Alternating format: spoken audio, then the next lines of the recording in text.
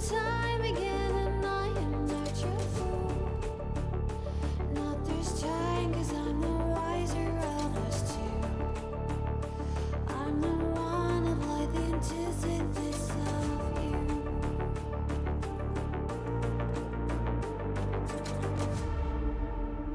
If you shoot, I'll take you. If you run, I'll chase you. If you scream, I'll whisper. La-di-da-di-da-da-da. This is all you ever wanted. Take it all, you deserve it. This is how we're gonna end it. La-di-da-di-da-da-da. Take it all, you deserve it. Take it all, you deserve it. Giving back the freedom you want to destroy. And my power's way too strong for you, so try. 'Cause you can't dominate and nor will you survive. And not this time, 'cause I'm the wiser of us two.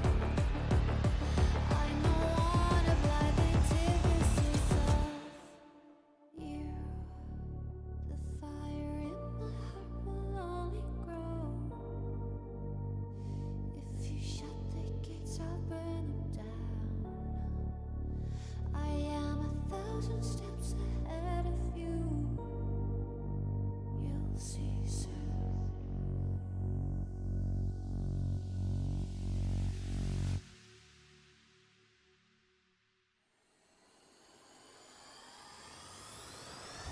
If you shoot, I'll take it.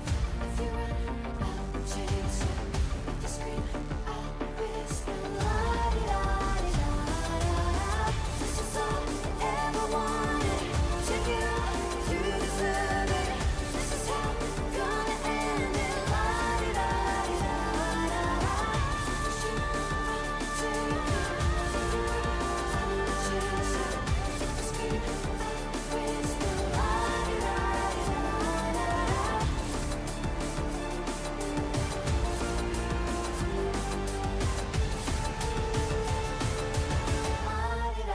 La-di-da-di-da-da-da. I am 1,000 steps ahead of you. You'll see soon.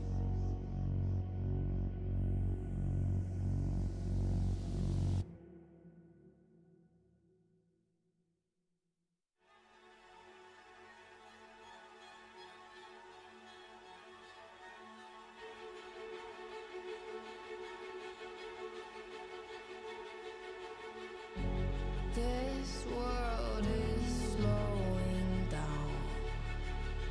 How can I fight it? How can I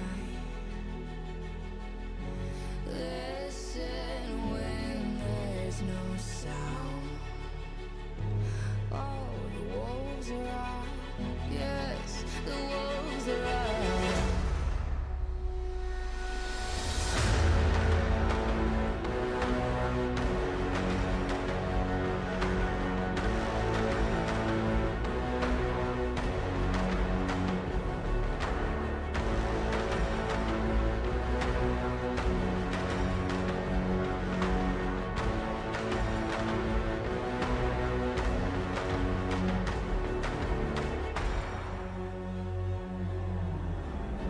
Hold on to what you found. Days are deceiving. My head is spinning round. Oh, I hear now. Yes, the wolves are out. Inside of our reality.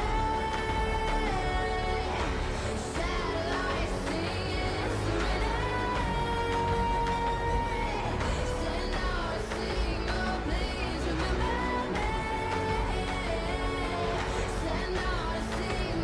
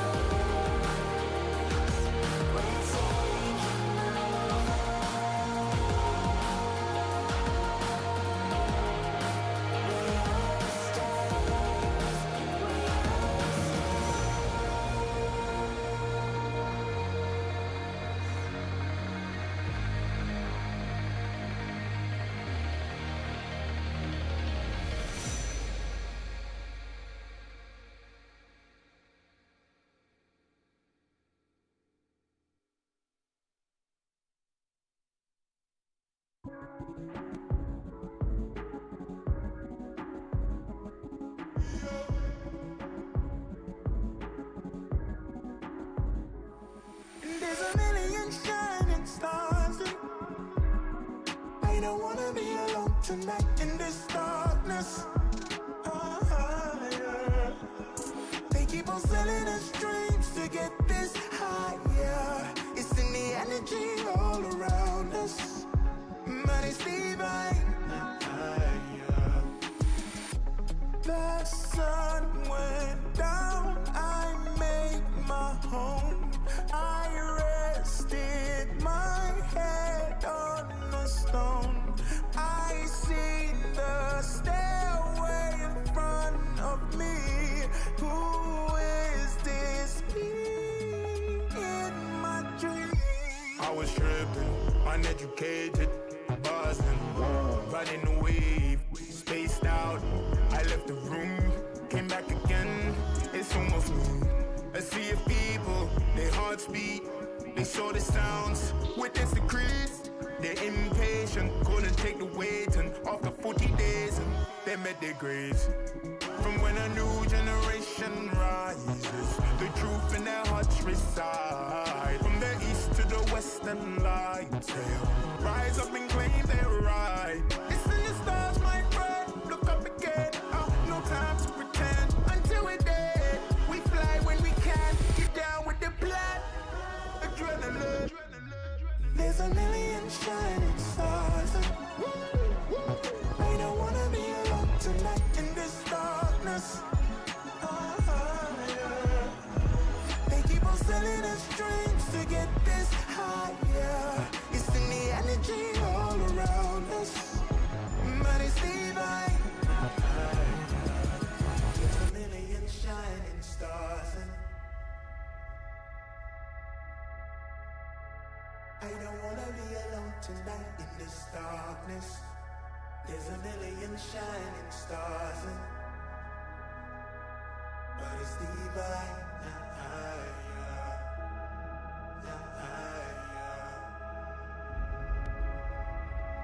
They keep on sending us dreams.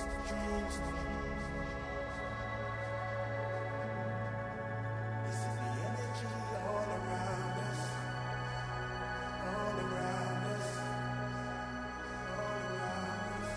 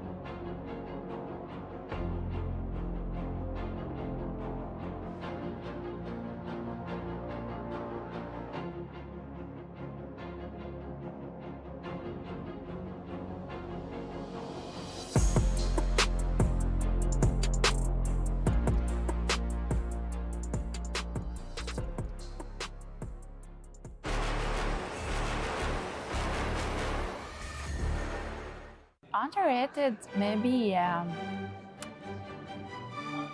I won't say Layla, but Недооценен Митсита. Аргус. Очень недооцененный герой. Он 1 на 1 любого чела убивает на фейсбуках. Правда, на XP, конечно, страдает, но на голду это must have. На X-патче его апают.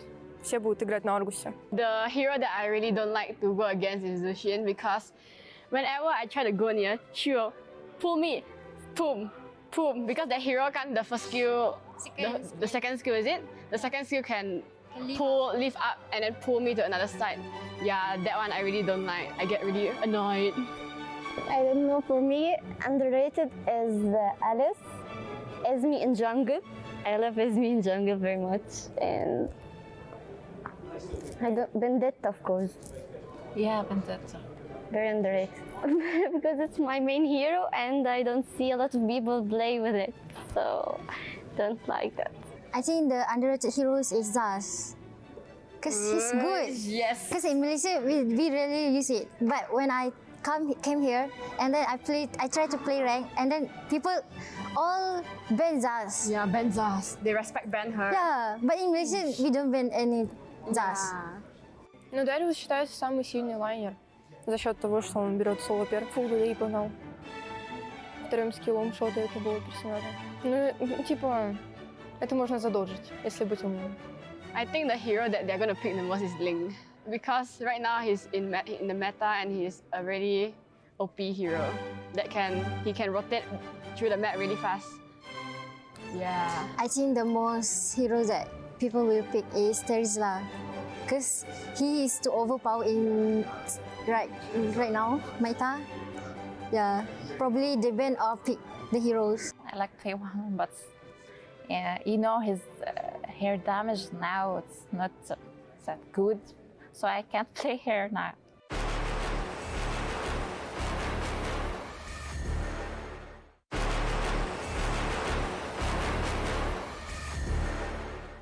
There was an event where they show us the hours that we played, and I think I has more than 4,000 hours.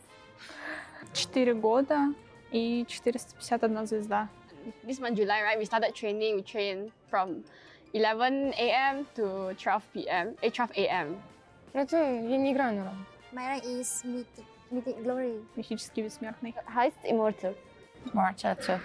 We take honor because we're training heroes. Then we lose, it's okay. We're just training. Usually, if I don't have classes, I usually play at nights only. Usually after studying or something, we decided what hour we should play, and then we play.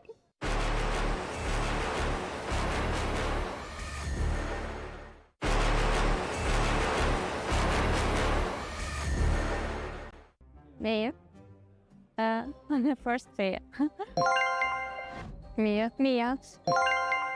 That Zarius ulti. no, that's Mia's Oh, first Mia. skill. Second skill. It's an item, the blood wings. Blood wing. Это крылья королевы. Blood Lines. Крылья королевы. Крылья королевы. That wings. Yes, blood wings. Atlas second skill or first skill? First. Lalo second skill. Атлас. It's второй скилл Атласа. Второй скилл Атласа, да. What is this? Yeah. Atlas Ultimate. Even I don't know. I'm a wrong one. I don't know. I go. Yeah, but we forgot the name. Paquito. First Paquito. I think first Paquito. Maybe. First. Ой, это Пакито. Второй скилл усиленного. Paquito. Paquito third skill. And the item that gives HB, I don't remember its name, but it's half immortality. Ой, это пояс, да. Защитный пояс. Защитный пояс. As well. Oh. It's the new emblem. But I can't remember his name. Temporal region. Yeah. Это перк. Какой-то. Какой-то перк. Кубик. Кубик. Quantum charge. No, Hey, no. no, this is the new talent. But I don't know what's the name of it. Florian. What about Florian Bessem. Yeah, that. это флорин? Пассивка флорин. Yes. Пассивка флорин. Oh my goodness. Florian. Florine. Burst is Fury. Brisker Fury. Yeah, Burst. Креты. Берсерк. Ярость берсерка. Berserker Fury.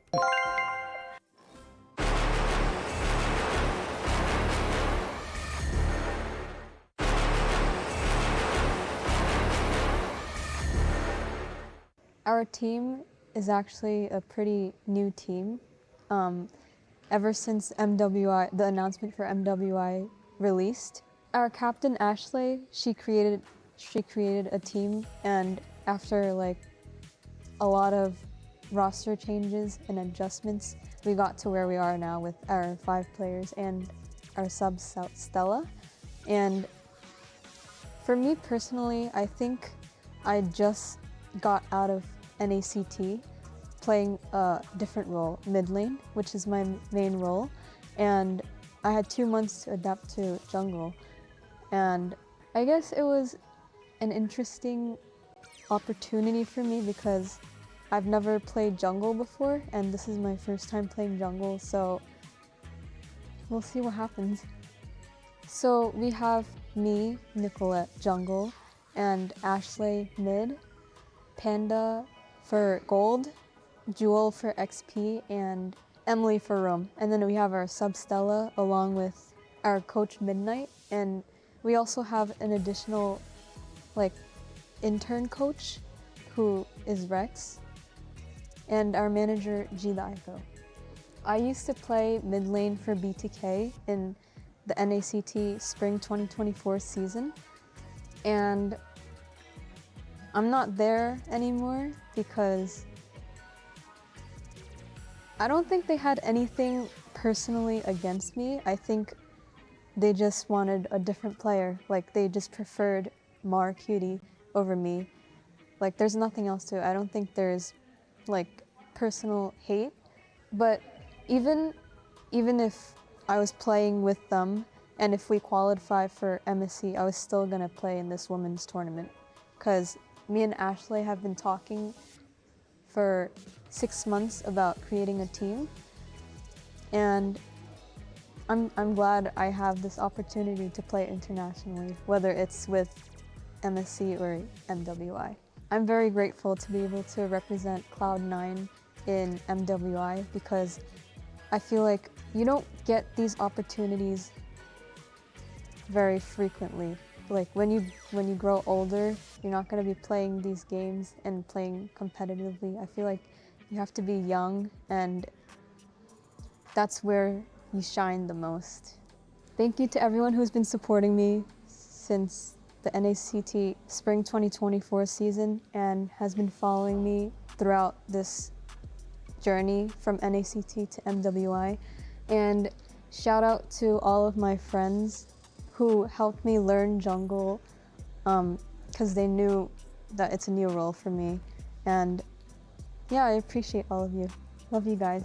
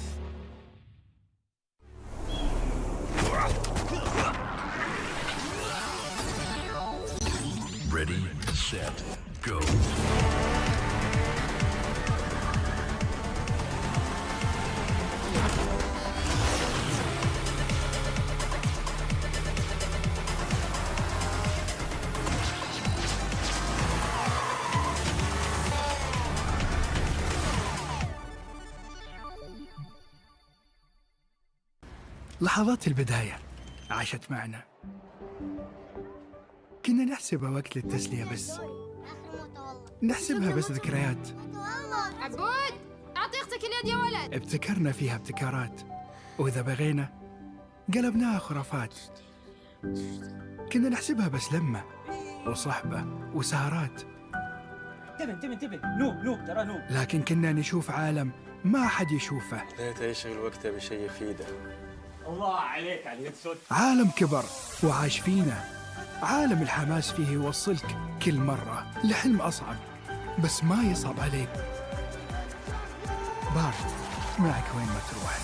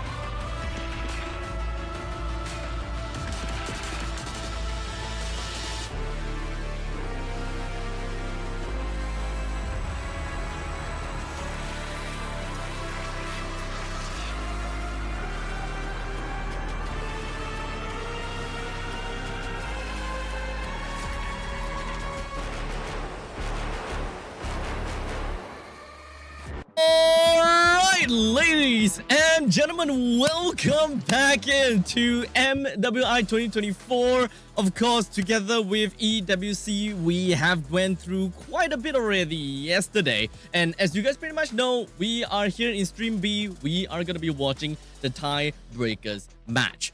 Let me help you guys, kind of break things down a little bit in a few minutes time, because what's more important is introducing my co-caster for today, Husky. Yeah, it's good to be back, right? We were here for MSC that time, and right now we are here also to finish unfinished business, or at least to help two teams clean up the scores. It's Cloud9 and CFU Serendipity. It's going to be an interesting one because, we have had pretty interesting matches yesterday, and even right now on Stream A, if you guys want to watch, Group B and C go at it as well. It's happening live, and if there's any tiebreakers, they're gonna end up here, and we will help them settle the score. But for now, it's Cloud9 against CFU Serendipity. I find it very, very exciting to see how are they gonna take on each other, because Cloud9, if you guys watched the video just now at the loading screen, it's a pretty new team, but they show a lot of promises. Super excited for that, but we'll talk a little bit more about Cloud9 and CFU Serendipity later, as I am just going to kind of just help you guys understand more about the tournament format today. We're currently in the group stage so we're going through the round robin of best of twos in Stream A and yesterday. So we have a total of 12 teams, and all these 12 teams are split into 4 groups of 3, where they gotta fight it out for a total of 2 games.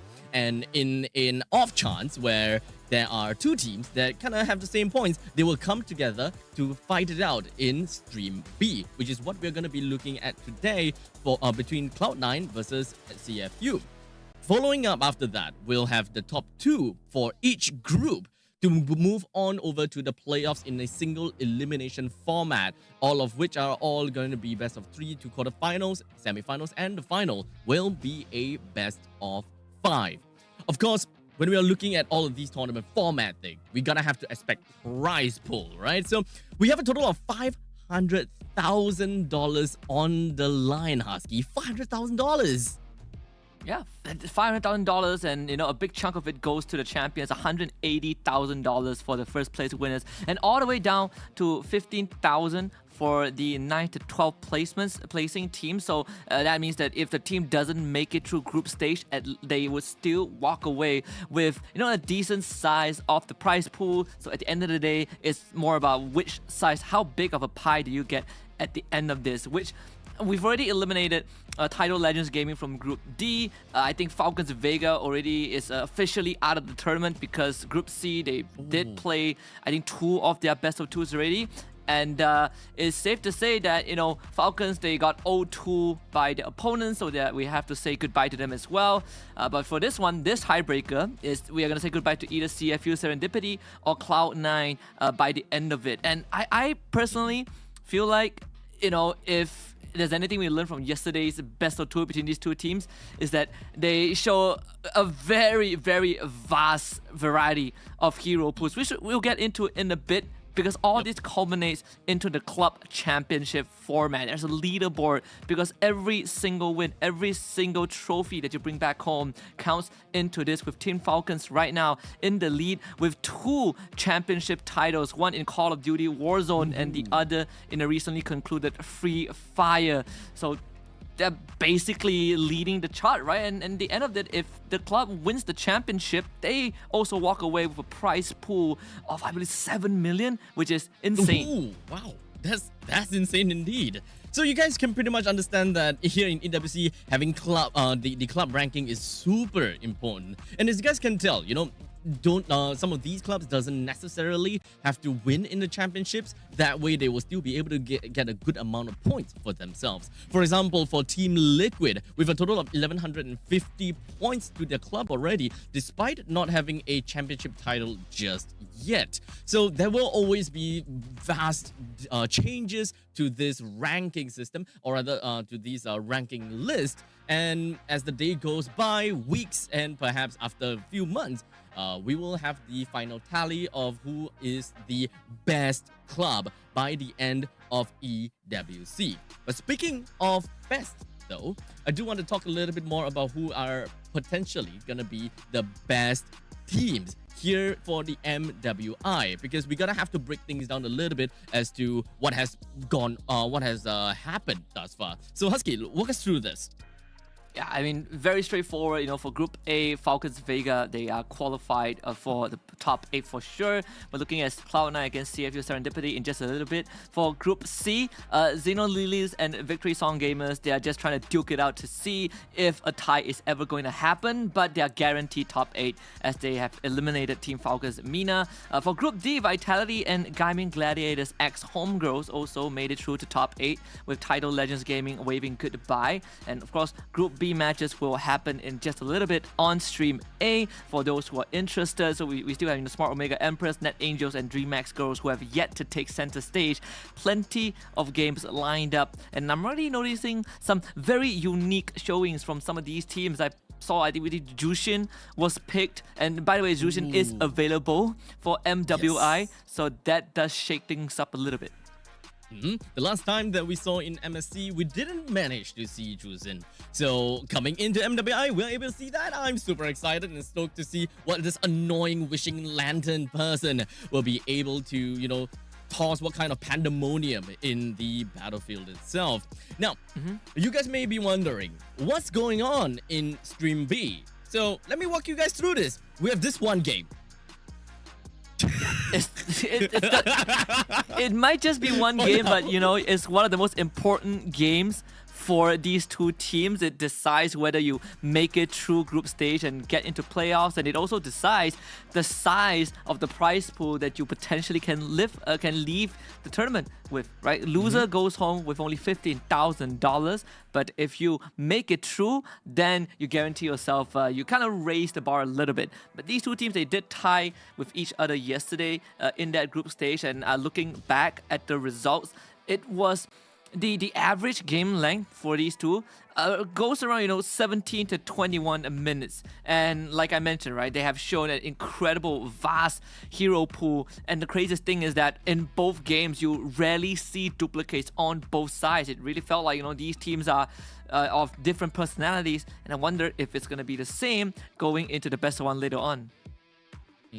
So honestly, these two matchups, we're gonna have to understand it is the crucial rematch between these two. One loss, and unfortunately, you are out. So let's take a look at who is going to be representing this best of one game for CFU Serendipity. We do have Moshibang, Tegami, Abi, Yue, as well as Yufendi. And understandably, we have seen how strong they have been going on through, but there will only be one team that moves on over to the playoffs, and it is either them or the competitors, which is going to be Cloud9. Absolutely, and this is going to be the last time one of them holds on to that key for Cloud9. We have Jewel with Nicolette, with Caesar, with Ashley, and CXZ Panda. Also, again, like I mentioned, right, this is a pretty new roster. I believe it was formed towards the end of June, so barely just a month old in terms of lineup. But behind the scenes, I believe Nicolette did talked about it, that she has been in talks with Ashley, that she's going to play for MWI, they're going to build a team. So this has finally come into fruition, and they do have Midnight as their coach, and Midnight was also the coach for Cloud9 when they played at MSC. So very experienced man behind the scenes. I want to remind you guys out there, if you guys are interested, and you should be interested, go to www.stcplay.gg to vote for your favorite teams. Vote for the next game at that exact domain, and see if your prediction skills are accurate. So of course, make sure you guys predict who is gonna be winning this match, CFU or Cloud9. Now, since we were talking about Cloud9's lineup previously, I do know that at least when we were watching the pre-show video, we've got, I believe, Nicolette that was on the that was talking, right? So, from what we have heard is that Nicolette is playing in the jungle position, of course. So it's slightly different from what we have originally expected, since CXZ Panda is one of the only female assassins player in North America, and from what I know, Ashley specifically picked Panda up for that assassin role. But it kind of seems as though that we do got Panda that really excels in gold lane as well. So they have decided to put Panda on the gold lane and Nicolette on the jungle. Yeah, and I do want to see how, they can go up against CFU Serendipity, because we know that region, CFU, they come from the region of Cambodia, and that region is known to be fighters. They absolutely love to fight, and CFU Serendipity is no exception. They also love to fight very, very much, and I think that is going to kind of set the tone, especially when you only have one shot. This is the last 30 minutes for one of these teams on that stage, on that EWC stage. So you got to bring out the big guns, right? You got to come out the gate swinging, go, guns blazing, and see if you can surprise your opponents. So that's something that I think Cloud9 would have to try and manage. Because for Nicolette, she used to be the top 3 mid laners, but for MWI this time, she has transitioned into a jungler, which is a pretty new role for her. I think she also talked about it as well. So I think this is kind of go time. This is the moment where she gets put to the test. So honestly, there are definitely going to be a couple of changes that we might expect, since all of these players, they pretty much go around playing different kind of roles. So they would have very good understanding of how a gold laner would play despite being in the jungle, or how a mid lane will play despite playing as a gold laner. So they will be able to adapt with one another very effectively, and that is definitely something that I want to see from all of these girls here. The power of adaptability.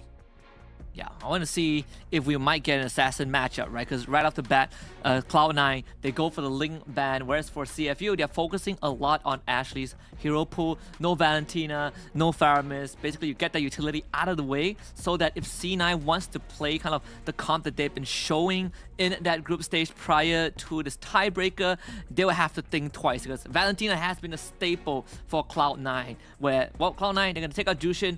I love this. I've seen Jushin in action. Absolutely hated her for how ridiculously good she is.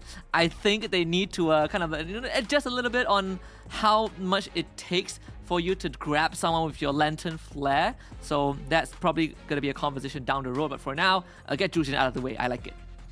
Perfect. So with the Valentina, Faramis, Jushin, and as well as the Link out of the way, it pretty much gives us a pretty good understanding that all of these players, they just want to get rid of very annoying heroes, all of which that has been banned have got that same concept. They are just plain annoying. And of course, they have a very good standing in the meta as well. Now, with all of that said and done, we do have quite a lot of heroes that is currently available and has been pretty hot picks within of MWI, being Edith being one of them. Terizla, understandably, also going to be one of the most important heroes that we see in MWI, picking up quite a bit of priority coming in. Yeah, he has been one of the most picked heroes alongside Ruby, which was banned in MWI so far. You know, it was picked 8 times while making 9 for Terizla with 100% pick and ban rate. Just a very good setter. We see the Angela on the side of Cloud9. There's a chance that we see that go over to the roam role for Exaya. She has been playing a lot of Lolita and Florian, so Angela could be an option, or it could be a replacement for Ashley's hero right now that Valentina and Faramis are gone. This Hayabusa is no surprise though. We talk about a potential assassin matchup. The question is, for CFU Serendipity, would Tegami go for an assassin hero? I mean, Lancelot was picked up yesterday. If I'm not mistaken, it was on the side of CFU Serendipity in Game 2 against C9. But for now, it's Roger and Edith.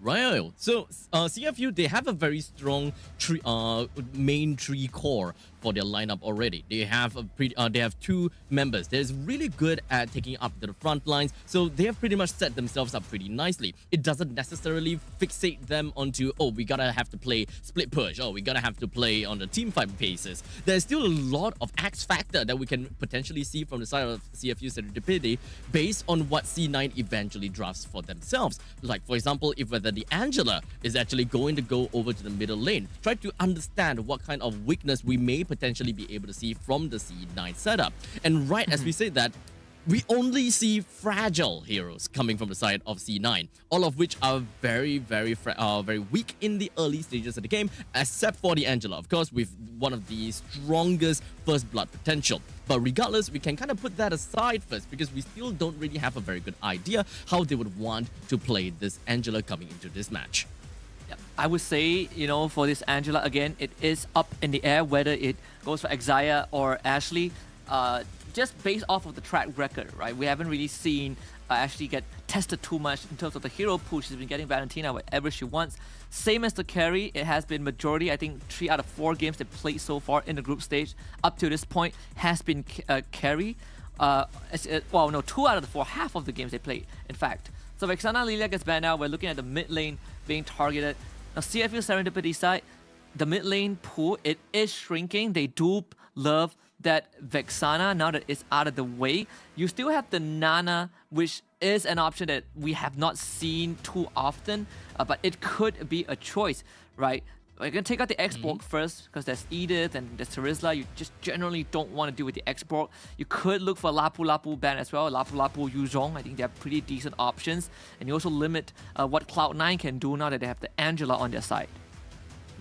Now, I do want to also focus on the fact that Terizla has always been, or not always, but Terizla has been becoming very flexible when it comes down to this year's meta, right? We have been seeing Terizla in the mid lane and the EXP lane, sometimes even in the roam. So at least it is still up in the air. Although I gotta have to say, the Terizla in the EXP is very likely gonna be the case. But you know, let's not close that door just yet, because CFU Serendipity, they have got their main they have got their Roger, which could still have some flexibility in it, going to the jungle or perhaps going over to the gold lane. So at least for CFU, they have a very wide pool of heroes that they can very potentially work on. And what do they really want to tackle? Do they want to play a little bit more onto split push, or do they want to play a little bit more towards a team fight or situation? Because at least having the Roger being having such high movement speed, you can split push very effectively. So you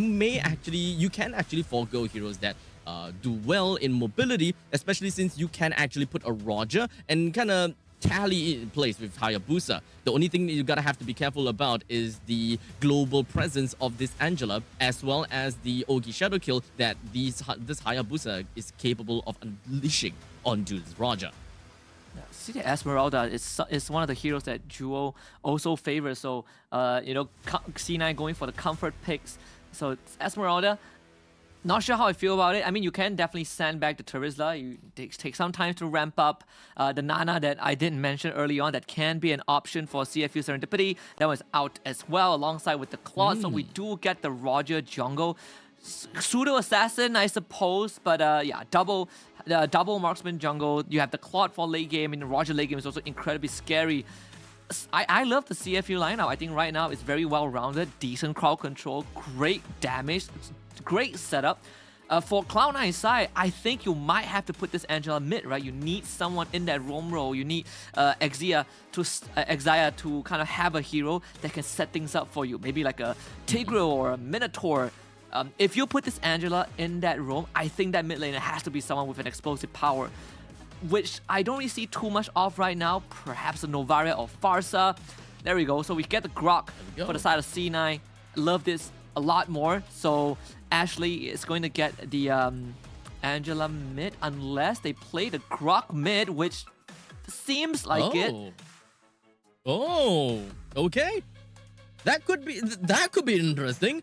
At least when it comes down to the mid lane, right? When it comes down to the dual roam from the roamer as well as the mid lane, they have been kind of interchangeable more often than not, right? Whereas the actual roamer, which in this case is going to be the Angela, kind of stays in lane a little bit more, and sometimes the mid lane, which is the Grok, can pretty much kind of come and go. So it doesn't really quite matter too much, especially since I would believe that both the Angela as well as the Grok might actually just play kind of like a tag team scenario. They understand that with the Roger and the Claude in the opponent side, they don't really have a very strong early game setup, and they might be able to find a very good steamroll and just kind of propel themselves forward in the later stages of the game, or at the mid stages of the game, a lot faster. I just want to quickly point out, just a minor humble brag. You know, we talk about the coach of C9 being a Midnight, which is also the coach from the MSC team. But they also have the coach from currently the best region in the world, the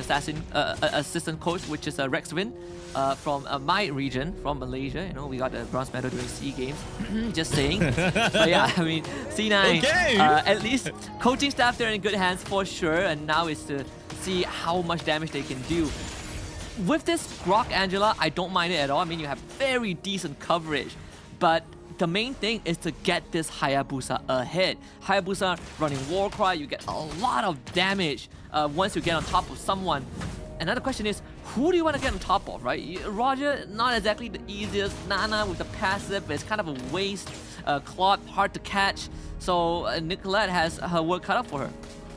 Yeah, I mean, it's kind of tough to kind of really understand who you really want to go for, but understandably, once you have a good amount of farm, you may actually be able to prioritize the right heroes more than not. As we can see, Nicolette is actually throwing out the shadows and just targeting onto Abby. Pretty pretty early into the game, both of which Nicolette as well as Abi's HP doesn't seem to be all that well, but Hayabusa immediately makes his way back down to the bottom lane and might potentially want to look for some very thirsty kill down in the bottom lane onto the Claude, since the trade between Panda and Yui Fendi seems to be actually kind of a stalemate. Yeah, Panda has to take the recall. Well, Nicola tried to hide in the bush, but it was spotted out by the minion wave. So 2 flickers out from CFU Serendipity. Yui wants to go for an engage, but you know, a bit too fast. I'm gonna try and gank top side, but yeah, Teresa is gonna be fine. No kills will come through, at least not for now. Yeah, very small little micro plays coming from the side of Jewel, just ensuring that the Nana is just going to be pushed all the way back, just so that the final EXP from the wave doesn't give this Nana level 4. So this would definitely be able to help Cloud9 secure this turtle a lot easier, since the mid laner, which is Nana, gotta have to stay in the middle lane to get himself level 4, or rather herself level 4 a lot longer. In the meantime, Ashley did manage to get a really nice wall charge collecting down the Moshi Bang, but the Yue did manage to get himself a kill onto Ashley, followed by Jewel. So Tagami just rolling on through and clawing right onto Jewel as well as Ashley, giving CFU a way better start than I originally expected. One of the things that Cloud9 is going to face for the majority of the early phases, that where's the damage, right? Like, they don't really have well, the amount of damage that CFU has, where, you know, Nana, Eden, Teresa, Roger, they all hit like a truck. But for Cloud9, you have majority of the damage comes from your Hayabusa. Everyone else is a utility. CXZ Panda needs a lot of time to ramp up. Jewel needs items as well. But if you want burst, you don't really have it. And that's why CFU Serendipity kind of won that team fight and giving Tagami and Yui a 1 kill each. I think that one of the biggest value that CFU can take in the early stages of the game would be Moshi and Yue's sustainability, right? They are tanky enough to be able to soak in a lot of damage while being very strong bruisers, especially since Yui, she can just soak in all the damage, and once she breaks out of Phylax, all the HP can come back to her almost immediately and pretty effectively as well. So you can't really look down on the power of Edith in this matchup at all. In the meantime, Cloud9, they don't necessarily have heroes that is very sustainable per se. They are durable, sure, when it comes down to Ashley as well as Jewel, but Jewel is all about the shields. It takes time for Jewel to even be able to grab all of these shields away from the members of CFU, but the power of burst is what CFU have got at this point in time. In the meantime, a really good knockout coming from the side of Ashley, while the rest of the team fight coming from CFU is just going to be bursting right out. Ashley all the way in the front. That is going to be one man down from the side of Cloud9 again, as CFU very effectively and very methodically takes one person down. That's the second death for Ashley. What do we say, right? This team from Cloud9, this composition just does not have damage. We saw the attempted engage, a flicker wild charge hitting on the 2 people, but only Nicolette was able to do damage, and they don't even get Yui Fendi up top. I suppose they could at least take the turret. Turtle did go over to CFU. Cloud9 is very obvious what the idea is going to be, or who the damage dealers are. Early to mid, Nicolette's Hayabusa. Late game is all going to be the carry, but getting out of this mid to late game is going to get tougher and tougher, especially when these skirmishes are so one-sided. Since we're looking at about 1,000 gold lead for the side of CFU, as well as them being able to take quite a bit of control in the river, I would believe that CFU should be able to help Tagami just bump up onto the gold and the income, just so that she will be able to get a very good snowball coming into roughly about the 8 minutes mark. But they're gonna have to really kick up a notch a little bit more and try to get a little bit more of these assassination kills, perhaps onto the Angela or perhaps onto the carry. Since Cloud9, yes, when it comes down to lockdown, there is definitely a form of lockdown when it comes down to Ashley's wild charge, but other than that, we don't really have much. We have a late gratification coming from the puppet strings as well as from the side of Esmeralda, but speaking of which, we're just gonna hold on down to the bottom lane as the Molina's gift is just gonna be popped coming from the side of Abi. Cloud9 is pretty happy with just popping the passive, immediately pushes themselves right back onto another fight, as Cloud9 unfortunately being completely sandwiched out, and Jewel finds herself taken down again. But Nicolette responds all the way to the top lane, managed to bring Yui Fendi down, and this will effectively help Panda unlock herself and being able to bring down the first defense turret in the top lane. Yeah, finally, so much cross-map plays, right? They just it's a saw trade. Nicolette down bottom, getting Nana's passive out, and then suddenly showing up top to kill the Claude. That is great. At least some salvage for Cloud9. They're actually not too far behind, just 900 gold deficit. Third turtle coming up on the bot side for CFU Serendipity. I think Cloud9 might have to consider giving it up unless they can somehow get a good pick, because Tagami is starting to get quite scary, right? 2-0-1 with that war cry on her as well. So those burst damage that this Roger can dish out cannot be underestimated, even with the hard guard. So with the turtle currently down onto the side, onto the bottom side, CFU have got themselves a pretty good priority on top of that. So they should be able to hold down onto the turtle a little bit longer. Since Cloud9, they don't really have anyone that can kind of hold onto the turtle for an extended period of time, or sorry, Lord, for an extended period of time in the latest stages of the game. CFU will be able to get themselves in a pretty good spot. As such, they bring Ashley down, as Ashley is a little bit too far away from the main bodies of the side of Cloud9. As such, CFU with the numbers advantage, they're just going to be going all the way in, with Yui Fendi just holding on with the Blazing Duet. Dealt a good amount of damage, but for now, we're just going to be focusing on Panda. They effectively managed to bring down the Terizla. So Cloud9, they have the upper hand at this point in time, with Nicolette completely at full health. That was all Jewel and CXZ Panda duo able to buy time, but most importantly, the carry getting free reign to deal damage, and the crowd control! Nicolette getting caught by Yui's onward just as she uses the quad shadows to engage. What timing from this Edith to get that punish, but still Cloud9 getting the remaining tier 1 turrets, and just in time for Lord to spawn. Slowly but surely, Cloud9 is still on the front seat, despite actually losing quite a bit of these kills. As you can see from this from the scoreline, we've got 6 kills for CFU and 2 kills for Cloud9. Yet when it comes down to the income, Cloud9 was actually leading for a short few seconds until now, where CFU has managed to catch up just by a tad bit of a 400. Shy bit of 400, and that's completely fine in the hands of Cloud9. But the priority of this current turtle is still going to go over to the side of CFU, and it doesn't seem like Cloud9 anyone is ready here. It doesn't seem like Nicolette is anywhere around to actually deal with the Lord. As such, it's a free Lord for the side of CFU. Yeah, they just give it away. I guess for Cloud9, I mean, they can afford to defend for sure. It's just the first Lord, 9 minutes in, not too big of a deal. Okay, as long as this carry comes online, as long as this carry is well fed, they will be set for that late game.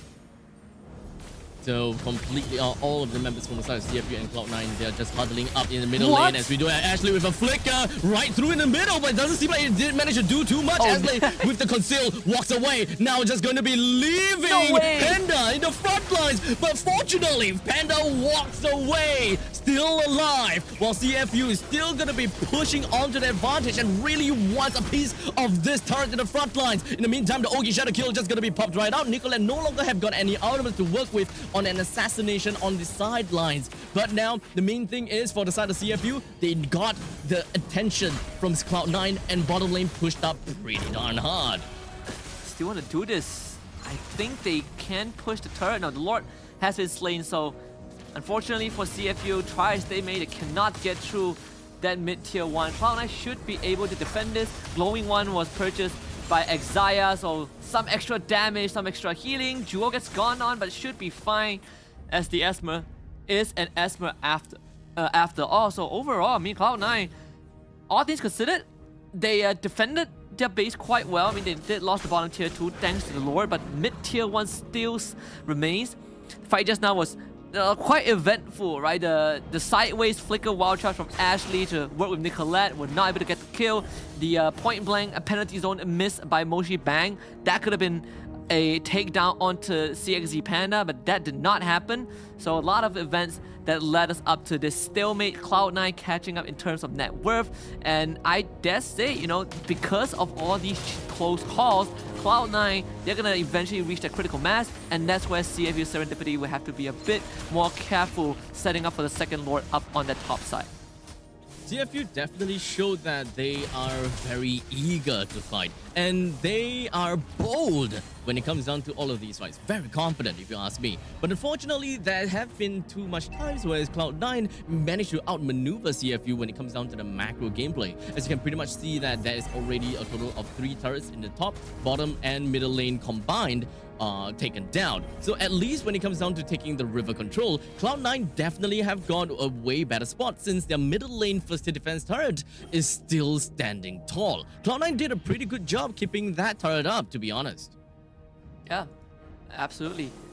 I mean, even for Serendipity, right? They actually have a pretty decent siege comp. You know, you have the Claude, you have the Roger, but Ashley, despite going down 3 times, has been doing a great job of just sandbagging CFU. Every single time they walk up, you just build a nature's barrier, make sure that you stall out the minion wave. This could be a kill. Oh, yep, with Ashley popping right up with the wild charge, and now we even got Esmeralda just hoping that we'll be able to follow up on the Moshibang, but the rest of CFU, they were ready, very much ready to come into the aid of Moshibang and ensure that Terizla is safe and sound.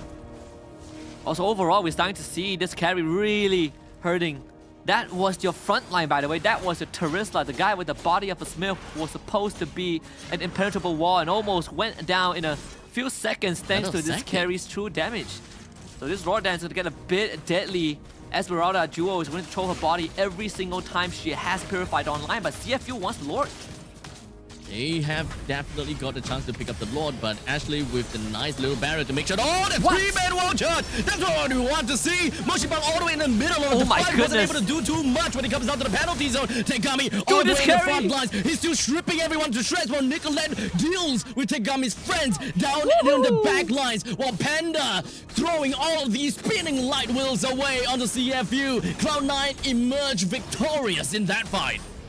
Yeah, and finally Ashley, with all of her previous wild charge, we say even though they lose the fight, she has been getting some great multi-target wild charge with this Grok, and that one was the perfect one, hitting 3 people at once. You see, CFU, they wanted to retaliate, right? Yui instantly responds with her own Flicker Earth Shatter to stop this carry, to break that momentum, but Cloud9 was just too strong. CXC Panda came online with the help of Xayah's Hard Guard, absolutely just shredded the front lines of CFU. You look at this STC replay. Ashley, what a read into that bush. A 3-man knockup and this carry uncontested. Yu Fendi thought she was strong enough. Goes in with a BMI blazing duet only to get her life snuffed out in an instant by this carry. 4 for 2 exchange. Cloud9 in full control of the game. With that all said, Cloud9 now has a total of about 4,000 gold lead on top of CFU. How big of a change a single team fight could just spin over to the side of Cloud9. And with the Lord now running down in the middle lane, preparing to pillage all of CFU and whatever that they hold on dear. As he charges on to the middle lane inhibitor, brings it down almost immediately while the top lane and the bottom lane are shoved up pretty nicely too. Cloud9 now reserving their energies just a tad little bit, make sure that they do not go and overextend themselves, and all they want is objectives to bring down the top lane inhibitor turret, while Nicolette have got other plans in her mind. Immediately went for the assassination onto Abby. That puts 4-person onto the side of CFU. Cloud9 definitely have got a numbers advantage now. Nicolette is not going to be stopping with all of these assassinations, as you can see, constantly going in and out of the fight. Very slippery. Just look at Xayah, she's just hanging back. Watch out for Ashley though, Flicker is back up. So we might see another Flicker wild charge. This could be the final push. Yes, now we do have the wild charge coming from the side of Ashley. It did manage to do a very good job, but unfortunately, it doesn't seem like the damage coming from the side of CFU is doing much at all. Tegami went straight in and wanted to end the life of Ashley. Put too much time and resources just for the Grok. Moshibang now focuses herself down onto Ashley, but still not quite enough. With only 2 members left, Abi as well, Yui Fendi. Nicolette brings Abi down, and the rest of Cloud9, they don't have a crit just yet, but they don't care because the next wave comes right in, and Cloud9 takes the crown for this tiebreaker match away from CFU. CFU Serendipity sent back to the depths of the ocean as Cloud9 soars beyond the clouds. and they have made it into top 8, made it to playoffs. Congratulations to the ladies. What a decisive game, right? It looked close. Look at CFU Serendipity had it all figured out. We have a lot more damage. We take objectives. Well, we can fight you during early objectives, but First Lord, it was given up by C9. CFU were not able to break the mid-tier 1, and then Ashley, the turnaround, the game changer, flicker 3-person wild charge, and then hitting another 4-person wild charge in the base of CFU to really seal the deal. You can really kind of see that Cloud9, they came well prepared, right? And it's such a heartbreak for CFU Serendipity because 3 of the players, Yui Fendi, Yui and Moshi Bang, they finished 5th to 8th place last MWI, but this time their journey cut short, and soon the keys will be crushed as well, and by no other team than Cloud9. It is definitely a heartbreak for our friends over at the side of CFU Serendipity. But Cloud9, they are going to be real happy as they will be able to move on to the playoff stage. This is definitely it's a greeting match, you know. They gotta have to go through all of these nerves and know that their lifeline in the tournament rests on this one single game, on this one single draft. We identified and we saw, hey, where are they getting all their damage from? All of it comes in from the side of Hayabusa. Do they really even have enough time to kind of drag things out, or just kind of like propel the income of carry fast enough for carry to really come online faster than both the Roger and the Claude? It seems like they managed to find their answer. Yeah, absolutely. I mean, Cloud9, it is a pretty star-studded roster, especially Nicolette. She has a lot of accolades under her belt, right? She has participated in several NACT leagues, has achieved 1st to 3rd place. Even the most recent one, she wasn't able to play the grand finals, but still, right? She was a big part of that NACT squad that led them here, and we did see them perform on the MSC stage, but as much as the MSC Cloud9 didn't make it through into playoffs, at least the MWI Cloud9 will have a shot at glory heading kind of past the gauntlet and into the best of 3s, where you really have 3 chances to prove your worth. So I think this is such a good opportunity for these teams, and I think even more important for Nicolette, right? Switching roles from mid to jungle 1 month before MWI, and after getting benched from the NACT Spring Finals, this is a path to redemption. I gotta have to say, the game ended a little bit too early, I gotta have to say. I was kind of hoping that we'll be able to get a little bit more out of that game, but what can you say? The Cloud9 members, they were very sure as to how they would want to play the game, and they knew that they were technically on a timer. Not technically, actually. They are on a timer, especially since they are dealing with a Claude as well as a Roger. One of these two comes online together with the crazy amount of lockdowns that they can be provided by the Terizla as well as the Edith. It's definitely gonna be scary to really deal with all these powerhouses in one go. Yeah, absolutely. Well, with the first tiebreaker concluded, we are glad to tell you guys that we still have more tiebreakers to come. Xeno Lilies against Victory Song Gamers coming up next after this break.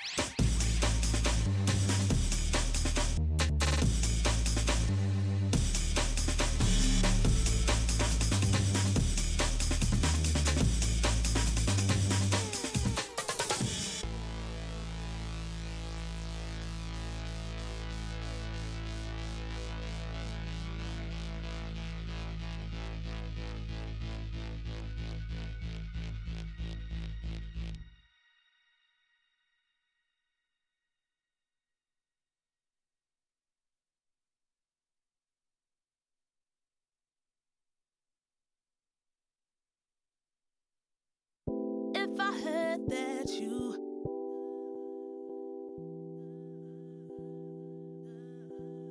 If I heard that you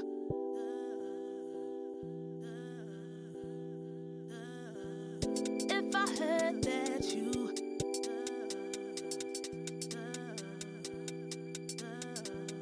If I heard that you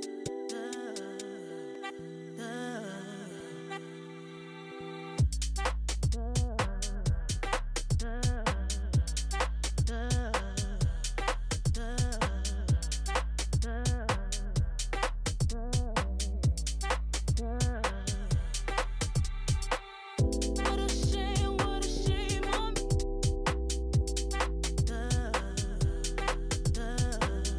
What a shame on me.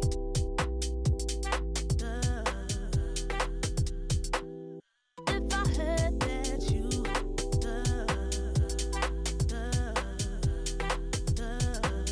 What a shame on me.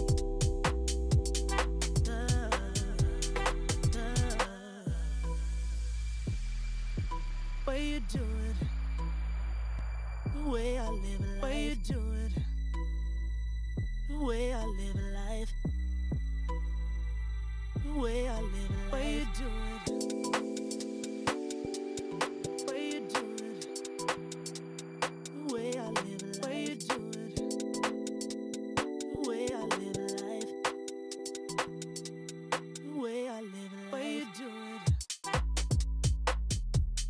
Way you do it, the way I live a life. Way you do it, the way I live a life.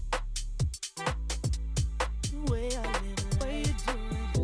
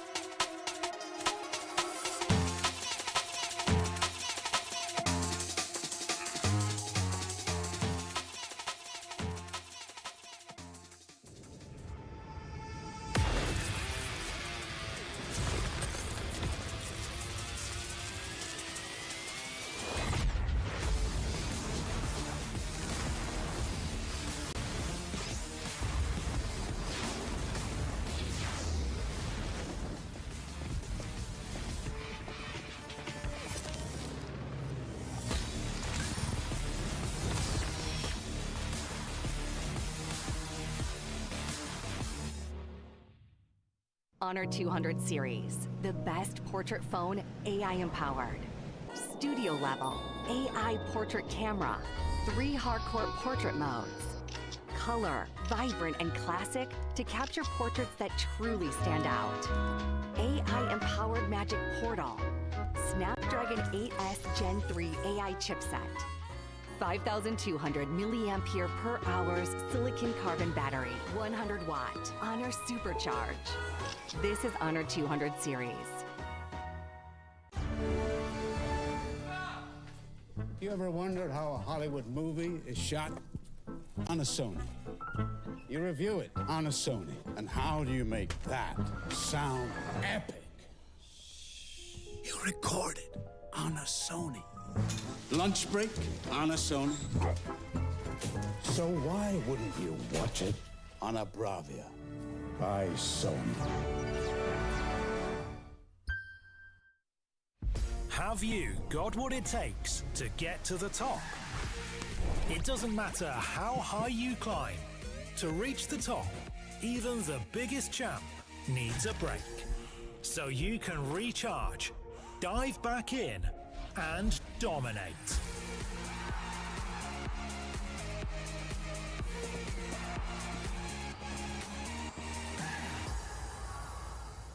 Have a break. Have a Kit Kat.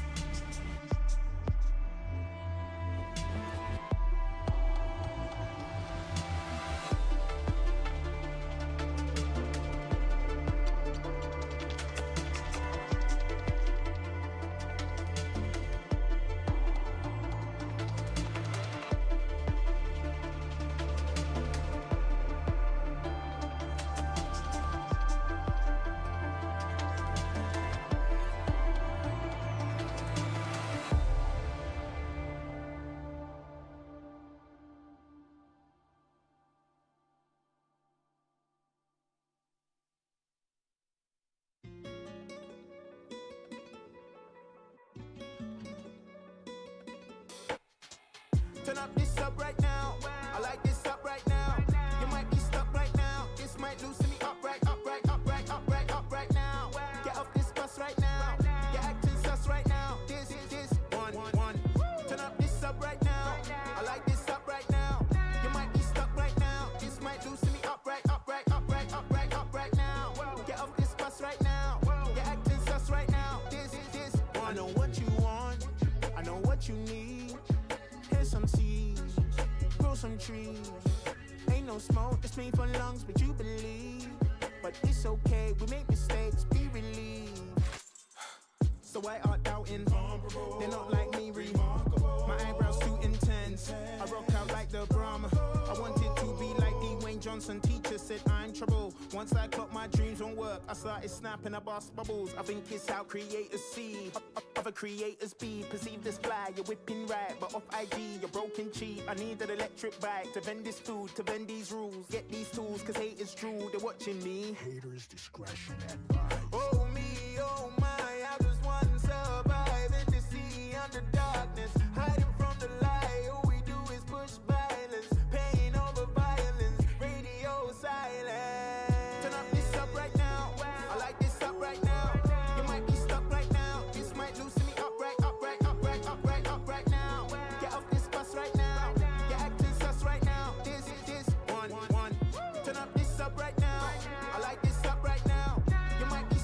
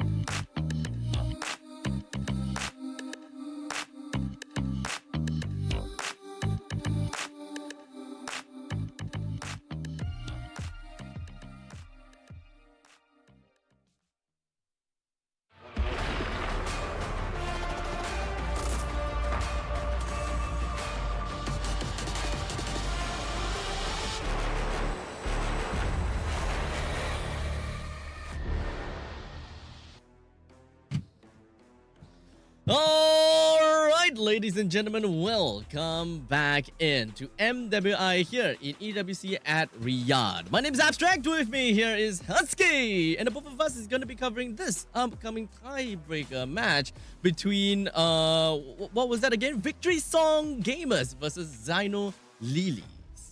Absolutely. So this is going to be directly from Group C, still fresh out of the oven. You know, it was the last best of two from the Group C matches, and both teams happened to tie. They also gave us the longest game in MWI group stage so far, 30 minutes. 13 seconds with Xenolilies coming out on top. This is going to be very, very interesting because contrary to Cloud9 against CFU Serendipity, this one is not for eliminations. This one is just for the seedings for playoffs. So winners becomes the first seed of Group C, and loser becomes the second seed. So not too big of a deal, but still important if you want to get a better matchup for playoffs. Exactly. So coming up, of course, when we are looking at the upcoming showdown between these two teams of Zyno Lilies versus VSG, I gotta have to say, right, with a 30 minutes game in our hands, I believe that both of these teams have got very strong understanding as to how they would want to play into today's games, right? Victory Song Gamers from EECA and Zyno Lilies from the side of Mekong. I'm pretty sure that we have heard before from many times when it comes down to Zyno Lilies, the Mekong region has, of course, always been showing up quite a lot of times, and EECA being a relatively fresh region as well. I'm very much excited to see what exactly Victory Song Gamers have got for us today. Yeah, absolutely. And I think, one thing about these two teams is also the fact that both teams have two Filipino imports, two on the side.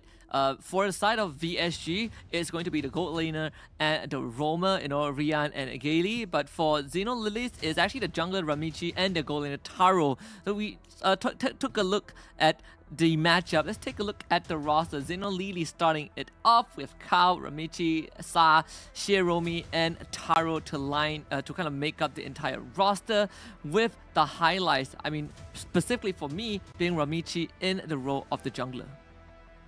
So coming up, of course, I gotta have to, I definitely gotta have to say, Zyno Lilies, they are expectedly pretty aggressive with how they have been playing thus far. And of course, they are, of course, very methodical with every single team fight that they would want to bring themselves into. One of the questions that I always ask whenever I'm looking at the MWI games is, how much would the drafts eventually mean to all these ladies? Like, how would they want to draft, especially when it comes down to a best of one series, and understanding the current meta when it comes down to MWI with the popular picks, which is heroes such as Ruby, Edith as well, Terizla. In fact, since I'm talking about Ruby, mentioning about that, we have seen Ruby being picked up quite a lot, but unfortunately underperforming by quite a lot. In fact, I think that we have a total of 8 Rubies being played, the last that I've seen, with not a lot of wins actually. Yeah, it's pretty unfortunate.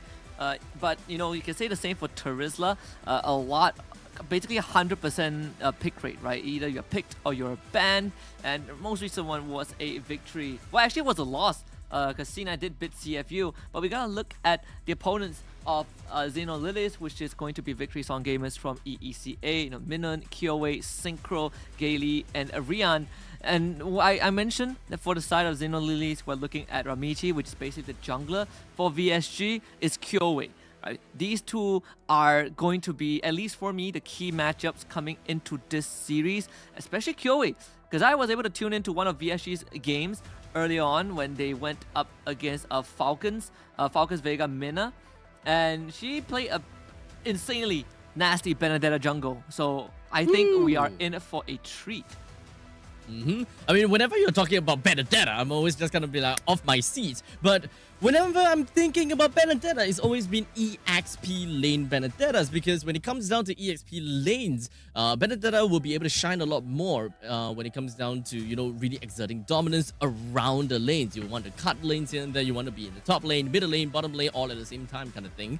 But when it comes down to junglers, Benedetta jungle, yes, you can definitely be able to put yourself into onto the objectives a lot faster. You do have iframes when it comes down to eye for an eye, as well as the electro final blow. But when it comes down to actually putting a lot of presence onto the lanes, that is something that Kyoei was able to really put down into her games, which is something that I absolutely love. Now, speaking of which, since we're talking about heroes as well, I gotta have to say that Ramichi so far has only played 4 heroes in the 4 games with the Hayabusa, Martyrs, Julian, and Alice, being a what can I say? Being Julian, one of the common pick in various different lanes, with Kyoei in the jungle as well. In fact, Julian has been picked quite a bit, but similarly with not that much of a win rate. Yeah, I mean, you can clearly see that for VSG, for Kyoei's hero pool, right? She is really into Benedetta, Julian, Roger. That's more elusive, but can kind of hard carry the game sort of jungler. It's not your traditional, I'm gonna front line. It's not your traditional assassins. So this is something that I find very unique about VSG. They also have a very good understanding of when the power spike is, and I believe when it comes to power spike, Xenolilies like to play that mid-game spike. So we can expect that First Lord, that 8 to 12 minute last sort of First Lord window to be a very crucial point. See if Xenolilies can kind of use that timing to find a lead, like what we saw from Cloud9 earlier on, or is VSG going to play that patient game, hit that late game, and just take over? Well, it all relies on to the draft. How do they want to play in the early, mid, and the later stages of the game? When it comes down to Xenolilies, is something which is a team that I definitely want to look out for as to how they want to, kind of come up against the members of Victory Song Gamers. But we talked about the fact that they did have 2 imports when it comes down to the Philippines, and we gotta have to be really careful about these 2 Filipino imports, right? We know that Philippines is understandably one of the strongest region when it comes down to MLBB, but we cannot forget about the fact that Victory Song Gamers, they come in with the idea of winning. As such, they do have bootcamp for themselves too. They bootcamp in Bali, in fact, for a week before coming into Riyadh. So when it comes down to diversifying their meta and diversifying their strategies, it's understandable that Victory Song Gamers have got a little bit of a taste of the Indonesian meta or the Indonesian strategies and gameplay before coming in. Yeah, which is pretty micro-intensive, right? If we look at the Indonesian region, it's always nice to see teams start to kind of ego check each other. We start off with the Roger Ling ban. I think this one is, at this point, very, very predictable, very, very much expected. Valentina ban out by Zen as well. Just eliminate the utility that Valentina brings. It's always such a good hero. And VSG responds with the Faramis. And speaking about VSG, I believe in ECA they have been pretty consistent with the performance, right? Always getting a top 3, top 4 finish in recent tournaments. So coming into this, I think is also a very important time for them to put ECA on the map if they already haven't done so. But I want to see if Zen would kind of prioritize in shutting down Kyoei's jungle pool, because it doesn't really feel good to having to ban the Benedetta on Julian in the first phase unless you're really prepared to draft into that afterwards. So in this case, with the Roger already taken out, yeah, Zen we'll just have to kind of start banning out the Minotaur, just eliminate the setup. Yeah, I don't think that they will want to ban that out all that much. But perhaps we'll be able to understand that from when it comes down to the banning stage, Xenolilies, they are not really that interested in heroes that excels in teamfight scenarios. Being a Minotaur being thrown into the banning pool, definitely not one of the bans that we see all that often in the first phase. Perhaps some other assassins and some heroes that is definitely something that we usually expect to see. But Ling being one of the most annoying assassins that we can pretty much see up to date, aside from Fanny as well as Hayabusa, is pretty much a well-deserved spot for Ling, let's be honest here. But the Angela okay, never mind. Angela just got thrown into the banning pool. I think this one is, I mean, I find with the Angela ban, I think MWI, there's definitely certain parts that's unique about them. I know when we watched MSC, Angela was kind of like, okay, we do ban her, but sometimes we kind of let her through. But it's been quite a focus for MWI, especially when assassin picks are so rampant. Though VSG being on the second pick, if they want to somehow pick up the Benedetta, I don't see a problem right there in the first phase, especially when their XP laners is also kind of the playmaker. Chip going through for Xenolilies. And actually, when I was watching the broadcast earlier on, I believe it was VSG against Falcons. I think Mirko did discuss about Chip and Luoyi, which is not as viable, well, not as popular as they were before, because Lord Dances don't drag on as much. So hence, playing around the map when there's a Lord Dance is not as urgent, right? So Chip and Luoyi kind of fell out of popularity. Jushin and Teresa get through to VSG. Big AoE, and oh boy, good luck having to deal with Jushin in that mid lane.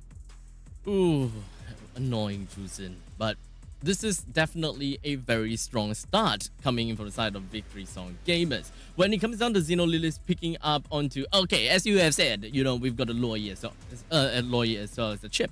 So we pretty much can expect that whenever there is a Chip involved in a lineup, we can pretty much expect global presence when it comes down to most of these heroes. As such, heroes that doesn't have very strong mobility in all stages generally are favored when it comes down to working together with a Luoyi as well as Chip. However, Xenolilies has decided to pick up a Claude for themselves, so it does seem like they would want to play on a hyper-aggressive role whereby they are capable of either number one, being able to ambush with the diversion, or number two, still keep the Claude on a feed and really just play around with the macro game. Because usually, you know, one of the biggest mistakes is playing Chip and then completely throwing macro game away.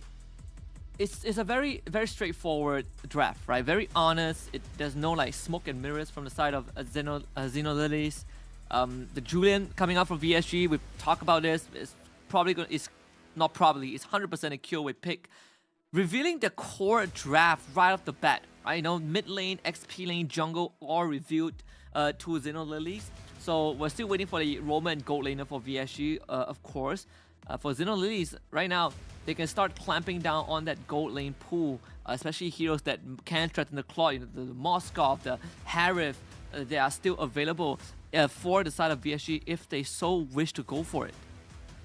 Definitely, when it comes down to VSG, they excel in pickoff and, of course, ganks. Not necessarily too much on the team fight per se, but we'll want to really enforce onto how Julian brings the value in the early stages. Being able to come up online a lot faster than all the other junglers at level 3, you will be able to exert a lot of pressure, but it also depends on how much and how fast you are able to rotate around the lanes, and if whether you are able to find the kind of value altogether. And most of the time in the early stages, you really want to make full use of your enhanced scythe in order to go for all these pickoffs. So with the main core EXP, jungle and mid already picked out, we don't really expect too much of an X factor from the side of VSG. So it's more or less they've already settled down onto their role as well as settled onto their strategies. They will want to play a lot more pickoffs. So leaving that up to the Roma, they don't exactly particularly need someone that can really open up the particularly hold onto the Lord that well, because they already have a Terizla. They have a pretty strong front lines and an engager from that point. But someone that is able to follow up of the Terizla, or being able to interchange with the Terizla as to who initiates and who follows up. This could be a Tigro ban. I mean, we might see Xenolilies lean into that. The fact that, you know, they have a chip, they have a Luoyi, you want to show up to a team fight, and the thing that you fear the most is being caught by big AoEs, which VSG has a good deal of, right? But at the same time, we also talk about they need to protect the Claude, you know, get rid of matchups that might threaten him, Moskov being one of it, and Moskov indeed does get banned out by Xenolilies. So now the Tigro is open for VSG if they so wish to go for it. The fact that there's no more Grok, no more Minor, if you want a big AoE counter engages, Tigro is your best bet. In that roam role, I mean, you could go for Ruby, Arlet, or even Edith wouldn't do too bad, but they were gonna keep it for last as they pick the carry. So with the carry picked up, it pretty much solidifies we are going for pickoff. Heroes such as Claude, Franco, Kaja is definitely going to be one of the main ideas that VSG would want to go for. Go for the first person pickoff and then a follow-up from the Terizla to really seal the deal when it comes down to all these team fights. In fact, drafting against Xenolilies first 3 picks is actually pretty darn annoying and really difficult to work around. Since whenever you are thinking about team fights, you're looking at kind of like a rock, paper, scissors equation. Team fights essentially find themselves having difficulties dealing with a split push composition. Split push composition have a problem dealing with this pick-off compositions, and it goes into one full circle. So with the Claude being picked up, it pretty much shows that yes, we will be able to put up some good amount of presence onto a split push potential. In the meantime, we also have a chip that can bring everyone into a team fight for a grand 5v5 showdown. With that all said, the final two pick will be the Bane and the Xbox, further solidifying into their fight into a 5v5 team fight from front to back. So much AoE and Pew from the side of Xenolilies, right? You have Luo Yi, Xborg, Bane as well, especially Bane. Like, Carrie and Julian, their range aren't really the longest, the farthest, so if you get hit by a nuclear Bane, Clap Claw Hammer, it just destroys you. But I like this pick from Gailey. I like the Lolita for VSG. Ooh. You put up the Guardian's Bulwark and send that bullet back into Xenolilies, and you know what's the best part? If you reflect the Crab Claw Cannon and then it hits a target, it actually triggers the secondary bounce, which crits the ricochet, which crits the target behind. So I know that a lot of Bane picks have been a Magic Bane. I wonder if this is going to be the case. I feel like you probably would just go physical in this case. We just have to find out though, now that Lolita is in play, you probably would do better just spitting rum on your opponent's face with that magic build. I absolutely agree. When it comes down to the Bulwark, you do not want to get all of that ricochet and of course your baby shark flying right in your face. But I will say that when it comes down to picking up the Lolita, they did manage to answer one of the problems that they would potentially have, and that is the overwhelming amount of damage that Xenolilies will be able to bring up onto the game. However, it's not necessarily a pick that really answers to their lineup. No, they don't really have someone that can really initiate in a single pick-off situation. You don't really have someone that can really lock someone down for an extended period of time. So you really gonna have to rely quite a lot on Luminon Blast as well as the Charizla's penalty zone, which essentially would just focus into a full-out team fight. In the meantime, Synchro being really annoying with that lantern. You can pretty much see just putting so much annoyance onto Sa already. Every time, Loi, every time she misses that ability, and it goes on cooldown, you just lose the trade. There's no way you can continue trading, and Synchro is taking advantage of that, right, with Lolita around. And I wonder what kind of build Gailey will go for, because there have been examples. I believe Ogwin did it with Lolita, where you go for just straight up Flash of the Oasis into Oracle build for the shield generation. Early rotation just to break the Firaga armor down bot. Yep, pretty darn annoying. That is going to be the Firaga armor just popped, and that will allow Victoring Song Gamers Minun to rotate herself right out of the lane if she absolutely wants to. Just kind of like dealing with something from all around the map, and of course observing the opponent's jungle. Exactly where is going to be this Bane, just so that they can take control of the bottom jungle as well as the turtle split a lot earlier in order to get themselves a great priority for going forward when it comes down to the turtle being spawned. Never feels good when you're an Xborg that's laning into a Charizla, a literal winning matchup. You can see that Kao even went for the Impure Rage, which again deals max HP damage right now. And you get pressure, you lose the Firaga armor, you are forced to take a recall, lose a minion wave. So VSG identifying where the cruxes are and immediately providing a solution to it. You get the Charizla out of the lane, let it hit level 4. Topside getting pressure, and that's a flicker out from Rian. Pretty early. Rian absolutely needs to stay alive in order to continue up with the amount of economy that she's going to bring onto the team. As long as she's safe and sound, that is all great. In fact, burning that flicker is actually amazing, considering the fact that Xenolilies actually put quite a lot of resources up into this gank onto this carry. 4-member rotation, while Victoring Song Gamers took that opportunity to bring down the turtle down the bottom. The Bane also, you know, you can see one of the best tower pushes every time the Deadly Catch is online. Deadly Catch, you know, and chip away at the tower's health. Offside, the carry is in danger, but Rian should be fine as QA continues to counter jungle. You get the backup coming through, and that's first blood already with the diversion. That's the diversion that we want to see from the side of Sa, bringing down Rian. You can really tell that Xenolilies are really kind of afraid of Rian. They're putting so much emphasis onto this carry.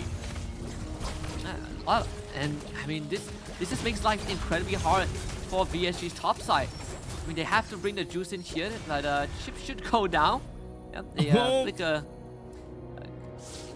to the wrong direction, you know. VSG gets something in return, I guess. Yep, I mean, burning up the flicker on that part, I think, well, small little issues. But now Kyoei comes into the fray, doesn't really have the enhanced size, but in fact goes for an enhanced chain instead. Gale has also unfortunately used the Numenon Blast already. Taro burns out onto the Blazing Duet in order to really clear out the waves as soon as possible, ensuring that not much of the turret plating goes over to the hand of this carry.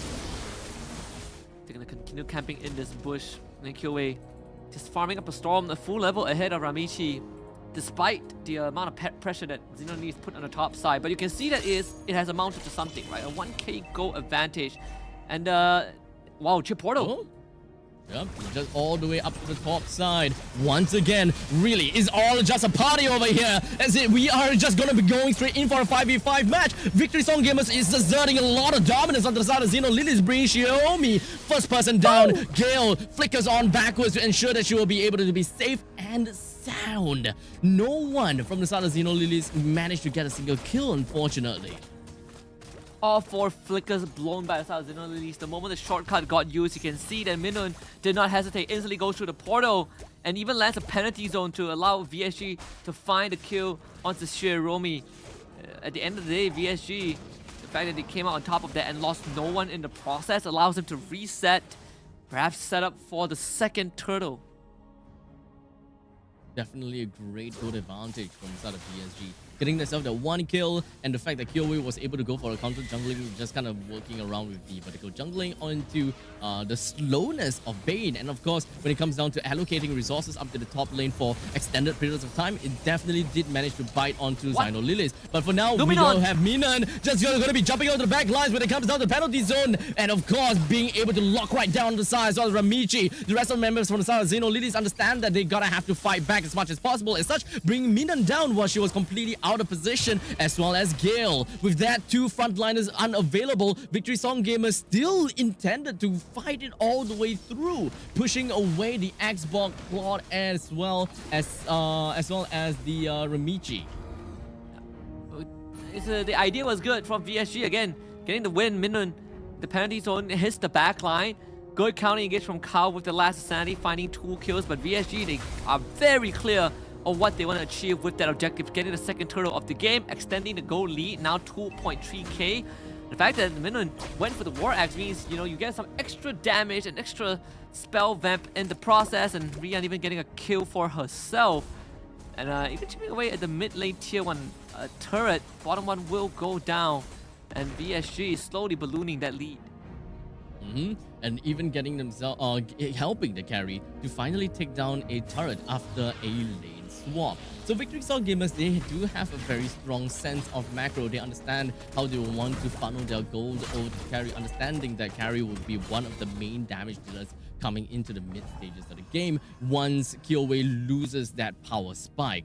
But the diversion coming in, just going to be pulling themselves all the way down to the bottom, but I'm not too sure whether Victory Song Gamers even understand what has just happened as such. Gale is just going to be opening up the map, but good read from Gale. It does seem like the Victory Song Gamers, they actually know what was going on. Unfortunately, when it comes down to Numenon Blast, it was not going to be able to touch on anyone at all. Xeno Lilies goes all the way through. When it comes down to Last Insanity, just bursting down on the members of Victory Song Gamers. But for now, Synchro's not stopping just yet, as Kyoei finds a double kill right on top of Xeno Lilies, while Rian took that opportunity all the way to the top lane to bring down the turret. Kyoei took that, not the kill, down to her name.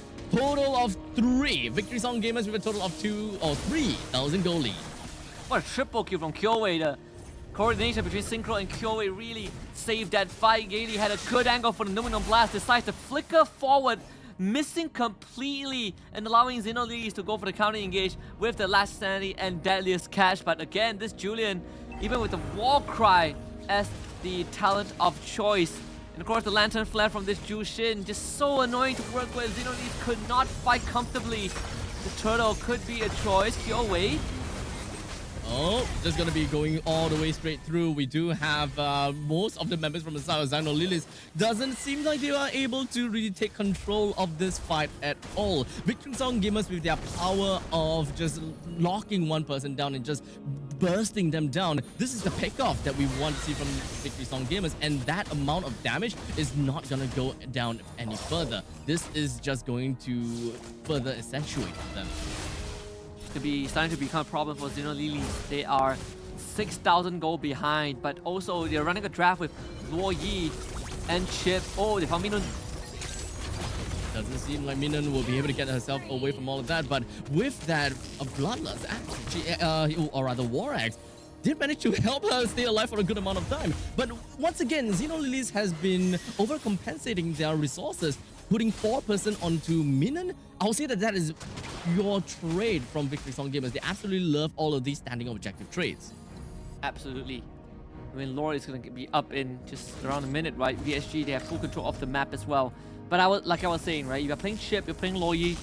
The best thing you could have for yourself is actually map control. But you lose tier 2 mid and bot, it means that you're conceding so much map control, and it makes the job of the Chip and Loyi hard. We haven't seen them reutilize their ultimates in a big fashion. I mean, they've gotten some pickoffs, like just now into Minun, but overall, VSG still are in the driver's seat. Slowly but surely, Victory Song Gamers will want to find themselves a small little pathway to wiggle themselves right in between our Xeno Lilies lineup and to really bring them down as much as possible. Xeno Lilies now can't really hold their ground very effectively against Victory Song Gamers, as they understood that they are a whole 6,000 gold behind of Victory Song Gamers. They gotta have to give them as much respect as possible. In the meantime, down in the bottom lane, we do have the deadly cash that's just gonna be popped almost immediately. Victory Song Gamers understood that, hey, now's the time for Lord, now's not time for fights. Now they can just send Rian to deal with it, right? It is a carry, so no true damage, enough said. Easily takes care of the objective. First Lord for VSG. You even see that Sa went for the kind of backline to try and find an angle, but there's just no way for Xeno Lilies to really get much done. So VSG, 6k goal advantage in a very, very comfortable lead. I want to see how much damage they can do with this first Lord. Considering that all tier 2s are already down, this Lord should spawn on that mid side. And that's going to allow VSG to really set up the side waves. You can see they're already doing just that. Just really choking out Xeno Lilies to ensure that they don't really have a lot of gold to work around with. The longer that they kind of hold down all of these waves, the more that Xeno Lilies loses when it comes down to their economy. But Gale opening up the map as much as he could, just ensuring that no one is going to be right around the jungle and no sneaky diversion plays from the side of Xeno Lilies. Not like, diversion play is going to be the right answer here, since the Lord is going to be marching down in the bottom lane and just landing the hits onto the Trident hits time and time again. But Minun did manage to land a 3-man penalty zone onto 3, while Xbox goes in for the last insanity. It doesn't seem like they will be able to pick a lot of HP off of Victory Song Gamers, but at least when it comes down to target prioritization, they did bring Minun down. That's a roamer for an EXP lane, but unfortunately, they lost a total of 2 inhibs. I see a diversion attempt, but unfortunately the read was wrong. VSG, they want this top inhibitor. I don't think they will get it, thanks to the deadly cash. So VSG will go for the retreat. Still getting 2 inhibitors off of that. The penalty zone hitting on the 3 people in that back line, but Xeno Lilies, they have some decent counter engage, right? Deadliest cash, last sanity. You want to run in my face, you have to eat up the damage. The only saving grace for VSG was the fact that they just focus fire down the Thraga armor and not let Kao stack up her heat level, because that would just been destruction if that last sanity went off with max heat on multiple VSG members. Either way, they are at an 8k gold advantage. 2,000 from the extra from the last we checked in on them. Then with the next Lord up in just 45 seconds, as Xeno Lilies, they gotta find a way. They gotta somehow use that diversion or the chip portal to find a pickup. It's all about the unique playstyle of what heroes that Xeno Lilies has picked out, right? The diversion as well as the shortcut. They really gotta have to find ways to really make full use of it. But unfortunately, when you do have your back against the wall, you don't really have the opportunity to have that global presence that you so desperately want when it comes down to picking a composition like this, right? So Xino Lilies, even if they were to jump over to the back, jump over to the back and just be surprised, they don't have this one most important thing in their lineup for this kind of catch play or surprise plays, and that is a solid crowd control. They don't have anyone that can really boot someone onto the ground or to really hold anyone down. It really just boils down to just Hiromi just going in. And speaking of her, just going to be jumping right into a man of 5. And even when it comes down to Claude, just working with the Blazing Duet. Oh my god, the Luoyi! But Sa, that is what we want to see from a Luoyi. Just popping up the immortality on the minion, and she's still holding herself back. Everyone else for Victory Song Gamer, why are you holding it together? As such, this has absolutely enabled Sa just playing around with all of this yin and yang, getting themselves a massive 4-man kill on top of Victory Song Gamers. Yeah, BSG, they know they messed up right there. That was not supposed to be how it goes. The idea was good, right? They were eating a full Blazing Duet from Taro, who joined the fight after taking bot tier 2. Gaily pulls up the Numenon Blast, forces the Claude to get away, but we talked about the amount of counter engage in this STC replay. Look at that, Blazing Duet expires. VSG decides to go for a chase, completely forgets that there is an Xbox still there. The Luoyi just throwing out balls of light and darkness. And this one, I believe the Fire Stakes pulled the members of VSG back into the fray, allowing Xino Lilies to not only clean up shop, but also secure the second Lord of that. Ooh, the immortality on her, so he should be fine. Well, Kao should be fine, yeah. Yeah, she's out. Yeah, very durable, I gotta have to say, when it comes down to that Firaga armor. You can pretty much just take up quite a bit of all these damage as she peels for her team. With the Lord that's gonna be marching down in the bottom lane, middle lane that is still a tier 2 that's standing up tall. Xino Lilies still have got something that they can play around with. Remember how we talked about the unique gameplay, or rather the unique interaction that Xino Lilies have got for themselves, picking up the chip as well as the Luoyi. This is where they will be able to put that all on display. With Victory Song Gamers currently now to get back against the wall and having to deal with a charging Lord. That Trident is going to take up that half HP off the turret, and I wouldn't be surprised if Xino Lilies will be able to take this turret down and focus onto the middle lane wave almost immediately. Victory Song Gamers now, oh, look at the damage over to the back lines. Rian just went all the way back into the divergent, or rather the zone. It doesn't seem like she will be able to deal a lot of damage during all of that area denial. Yeah, it's pretty tough. I mean, this Luoyi, we said that for Xino Lilies running this trap, you want to have as much map control as possible. They've been able to pull it back. Even state, essentially both teams losing that bot and mid inhibitor. They'll find the export again, but once more, Firaga armor broken, still keeps the immortality. VSG might only have one more fight left in them. We see the Bane damage really starting to show up. Here goes. Oh, just gonna be picking off onto Ramichi as much as possible, but unfortunately it took a little bit longer for them to bring that person one down. But at least Ramichi as well as Minion is just gonna go straight down. Xino Lilies finds himself onto Rian. Kyoei immediately with the enhanced sword gets herself away, but now Gil and Sora Synchro just gonna be suctioned up into a vacuum, but not quite enough to really just kill Gil just yet. Wow. 1-for-1 trade of all things, right? Both, I mean, for the side of Xino Lilies, they did lose their jungler, but she will be back in time for the third Lord. And once again, Sa completely untouched the entire fight, just constantly throwing out her abilities, just bursting the members of VSG down, especially when you run a carry. The range quite short, relatively short compared to other heroes, so you're always going to be caught in the crossfire. Especially when you take splash damage and you have the yin yang reaction on top of you, it is a death sentence. Export is camping in the bush as well. He knows that VSG are coming. I would say that Victory Song Gamers, they really gotta have to respect the rotation from the side of Sa. Whenever the rotation is popped down, they are pretty happy just standing on top of the rotation, but the rotation still deals quite a lot of damage, and probably one of the main ways that Xino Lilies will be able to root any of the members from the side of Victory Song Gamers, which is one of Xino Lilies' main weaknesses. They can't lock down Victory Song Gamers. While Victory Song Gamers can do quite a lot in order to do all of these lockdowns as well as these pickups. You're gonna have to be real careful about that. But speaking of which, Shiromi comes in from the back. Ian takes the Lord. Victory Song Gamers, they know that they have got themselves the neutral objective, and they're gonna have to get themselves backwards as much as possible in order to posture up for the next upcoming big fight. I have to sacrifice Minun. Unfortunately, they were basically locked away from. She was basically locked away from the rest of the team, and no one from VSG can afford to kind of take that fight, right? They knew it was over. We got the Lord. We just minimized our losses, not let Xenolese kind of take control of this. But man, look at the damage from the Sa. Insane stuff. Almost one-shotting Kyoe in that process. But I'm surprised that even with that combo on the Synchro, it didn't really do quite much onto these Zhu Xin. Well, that is essentially the power of the wings.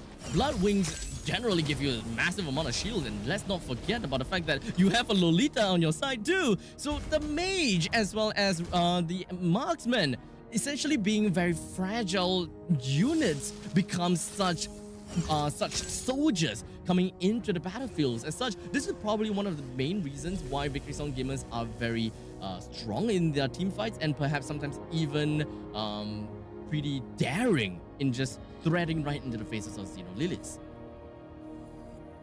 I think what's important is the Lolita's Numenon Blast. That is going to be very crucial, right? A few patches ago, there was an update that you can let go of Numenon Blast early and still get a stun. It's not the full duration stun, but you get a mini stun, right? And that could be the key, especially if you can time it on that Blazing Duet. But also the Guardian's Bulwark. How many abilities can you block? Can you block the Deadliest Catch? Can you block those incoming orbs of light and darkness from Sa? We've already gone past 3 lords, and remember, these two teams gave us the longest game in MWI, which literally happened a couple of hours ago, which ended in like, what, 30 minutes plus? 10 minutes away from reliving that record again, as Sa just got the Holy Crystal. This is quite literally the most deep grinding game, and really just, you gotta have to hold onto your seat, as every single one of these team fights may very potentially lead to the end of the game, depending on how these ladies fare. They are all just gonna be posturing up for the next upcoming Lord, and both teams definitely want to have the most ideal Lord fight and the most ideal Lord's push. We're pretty much looking at a mirror base with both the middle lane and the bottom lane inhibitor turrets that's already been destroyed. You can't get any much more of a stalemate than this. And right now it comes down to who gets the better counter engage, because both teams have that ability. We've seen VSG trying to start fights, and Xeno Lilies, they just started throwing out, orbs from Sa. You have this export that can just last the sanity to the back line and threaten to separate Rian and Synchro from the rest of the teams. Lord number 4, VSG, they will be first on the scene, but in the 21-minute mark, right? The Lord is not easy to take down, and this is going to really start to show us, really start to put these players to the test in going for Lord dances in the late game. With the front to back from Victory Song Gamers, they really want to shred down the front lines as soon as possible in order to really eventually reach over the back line. But that is not exactly how Xeno Lilies want to play. But for now, we do have the shortcut that's going to be popped all the way in the top lane. But Minan just going to be landing the Lumina Blast. Wait, didn't really quite seem to manage to do anything to the members of Xeno Lilies, as it just hit right by the edge. It wasn't really be able to clip onto anyone. In the meantime, Taro with the Winter Cloud, unfortunately, still goes down to the hands of Synchro. That is a shutdown that we want to see, with 2 members down for the side of Xeno Lilies. But the bait! ENG is not gonna let this team fight goes on for any much longer. It's gonna be a 1-for-1, 1 versus 1 between the carry as well as the Bane. But it does seem like the Bane is definitely gonna have a lot more problems dealing with that, as the immortality is gonna be popped. A fight that's happening onto both ends of the earth, as Gale finally got herself back on Numenon Blast, lands it right back on the cow. The best thing that you can do is to ensure that cow don't go back home or kill cow, just so that Victory Song Gamers will be able to end this game with a single ballista. Talk about the perfect team fight and how you can let go of the Numenon Blast without having to fully charge it. We saw that in action. Very separated fight. First of all, the initiative was by Xenolilies, right? They decided we're going to take the diversion into the top bush of that orange buff in that red jungle. And then we call it a shortcut. We bring the entire village to try and kill your carry. Could not get the carry. Eats apparently zone in the face, followed by Numenon Blast, and then the enemy mage shows up and just zaps your Claude to death. Zaps into a Blazing Duet, BMI, and a Winter Crown. And then this Jushin is a complete menace on the battlefield, but that was what won the VSG the tiebreaker. Congratulations to both teams though, it was heck of a fight, but VSG are going to advance into the playoffs as the first seed of Group C, whereas for Xenolilies, it will be the second seed of the group. So it's not that too big of a deal when it comes down to losing the game, because we are all talking about seeding. But I gotta say, VSG as well as Xenolilies, they have gave us one heck of a game when it comes down to the chip as well as the diversion plays coming in from Sa. And let's not forget about the massive amount of damage that the Loi is just capable of bringing out into team fights time and time again. But this is definitely one of the team fights that I gotta have to mention within the highlights, right? Everyone just kind of completely forgotten that, oh crap, the opponent has got a Loi. We can't exactly run by the same escape route. And that eventually gave quite a lot of edge over to the members of Xenolilith. You know, they definitely didn't want and didn't expect the kind of outcome to happen. But regardless, it was still a great fight, and they managed to end the fight with massive style. I gotta have to give a heads up and as well as a shout out over to Riando. Quick thinking, immediately just knowing and expecting that, okay, the Bane might actually go for the back door, or I gotta have to clear the back door. Because if it was anyone at all going back home to deal with that wave, I don't think that Victory Song Gamers would have won. Yeah, and I mean the wave spawned just in time, right? It spawned right as the blue side wave crashed on the crystal, the red wave spawned, so it held the mini wave in front of the crystal. Crystal did help out in the end. Regardless, I think, you know, VSG, they were able to really figure things out. That last team fight was just quite tough for Xenolilies if you think about it, right? The Claude wasn't really in the fight. I feel like if Claude was there from the start, it probably would have cleaned up shop before backup arrived. But still, they are going to be in that playoff, so maybe, you know, if circumstances align, they might meet again in the semis or even the finals. But this definitely, both teams definitely show a lot of potential, but VSG, they just figured it out at the very end. Played all the way to, what, 20 plus minutes? These two teams definitely do not disappoint us when we are asking for a long drawn out match. And it pretty much shows us that VSG as well as Xenolilith is very much of the same caliber. It could quite literally go to anyone at that during that point in time of the game. Middle lane, bottom lane, completely mirrored.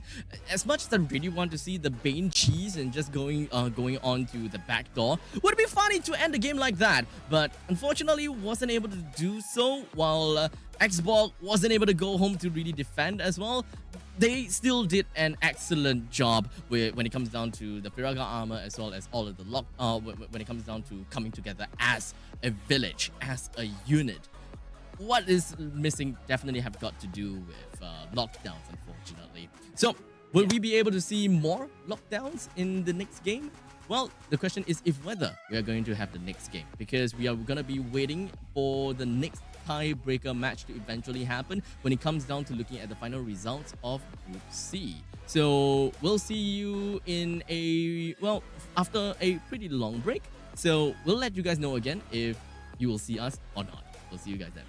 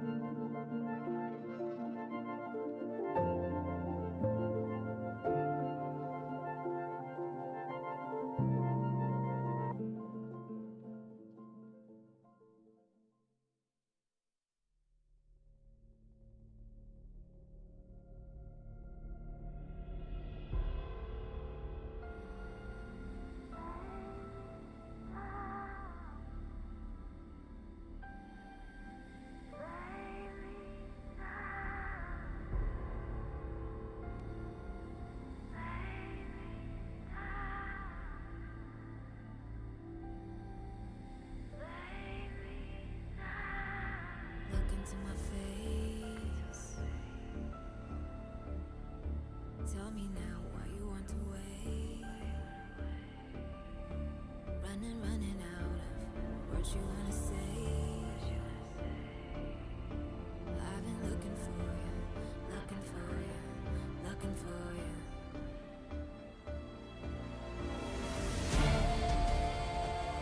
Take me down, leave me lost and found. Take me down, loudly without a sound, and I will rise, and I will fly.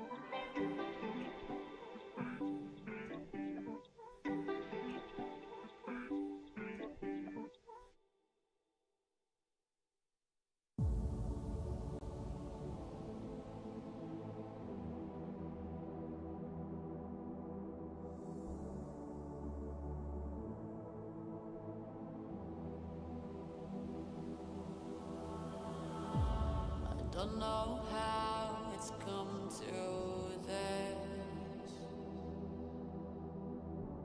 I don't know how I could resist. I took a vow to never sin, but I saw the darkness from within. And if the sun can't break through, just let the thunder shake you. I know there's a hunger for the truth. Another moment of clarity. I see the one who breaks me.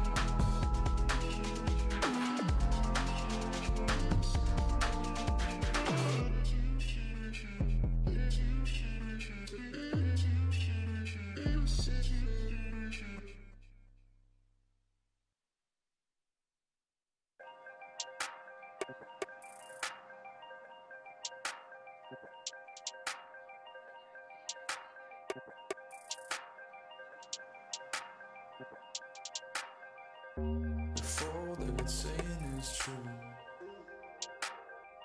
there's a wall before your eyes. Tell me, can you see right through? Right through, right through, down through the wires and the pipelines. We go disconnecting from the city and the skyline.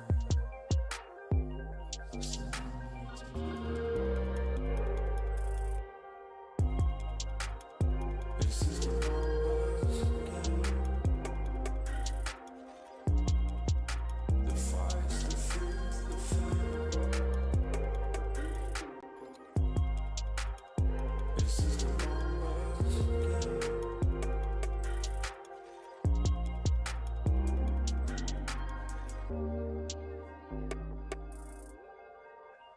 Counting up coins for a soda can. And there's nothing going on, no game plan, no plans. So I'm jumping out the fire, back into the frying pan. I'm trying to disconnect from the stats and the spray tan. Just another piece of data.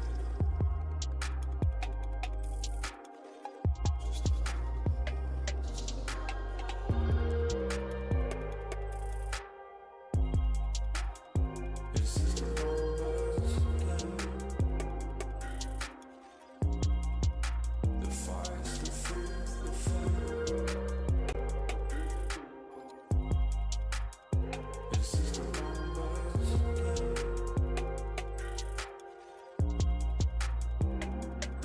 It's just another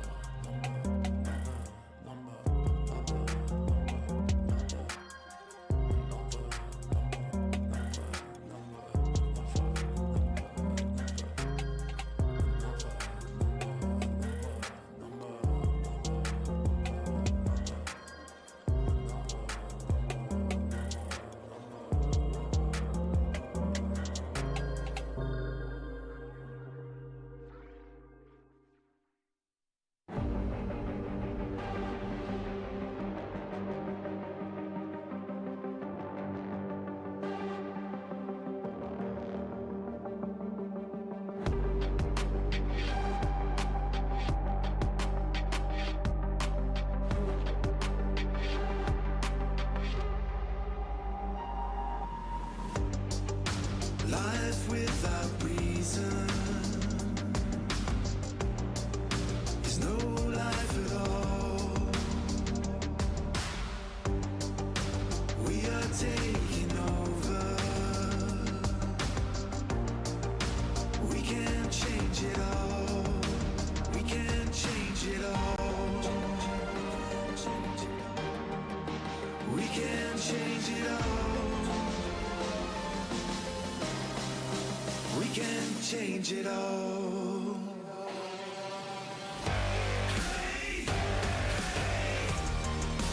We can change it all.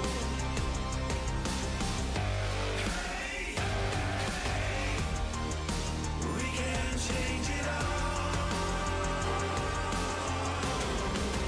We can change it all. This is the moment chosen for the game. Live for the glory, fighting through the pain, fighting through the pain, through the pain, through the pain, fighting through the pain. We can take it all.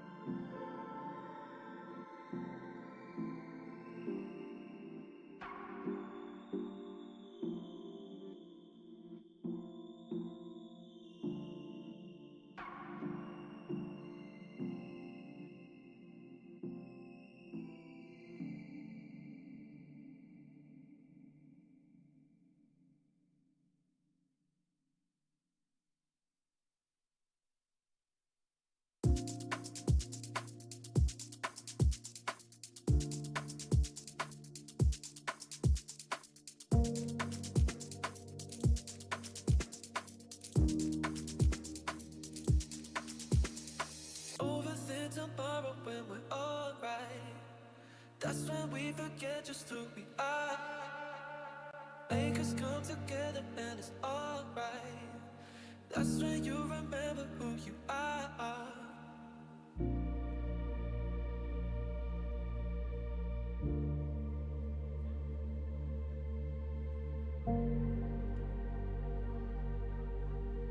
That's when you remember who you are. Who you are. Who you are.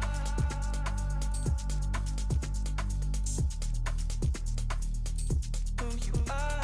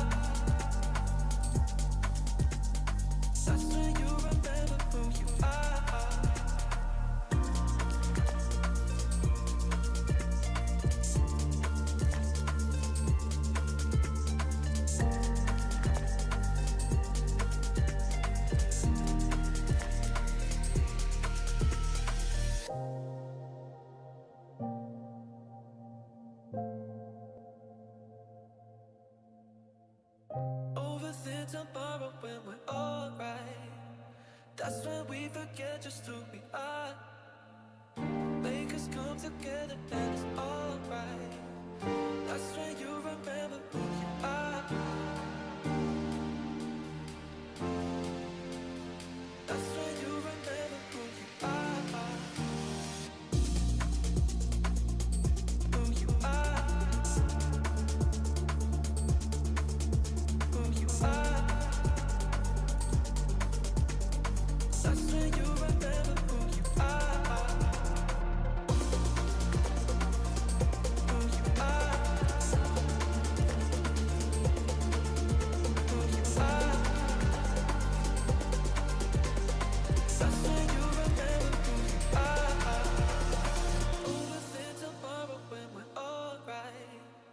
That's when we forget just who we are. Make us come together and it's alright. That's when you remember who you are.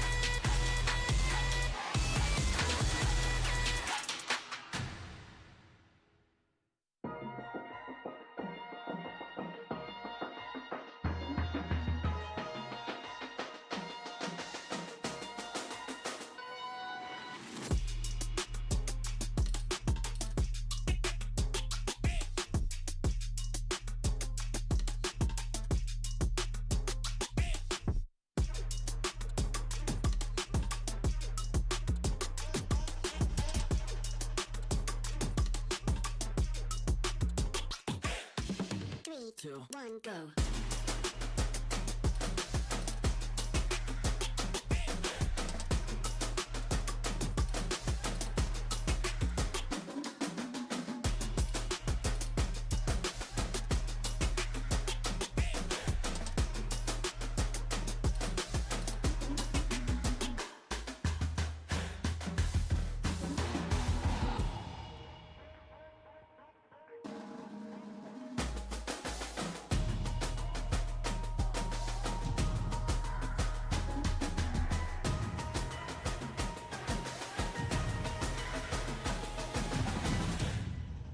Three, two, one, go.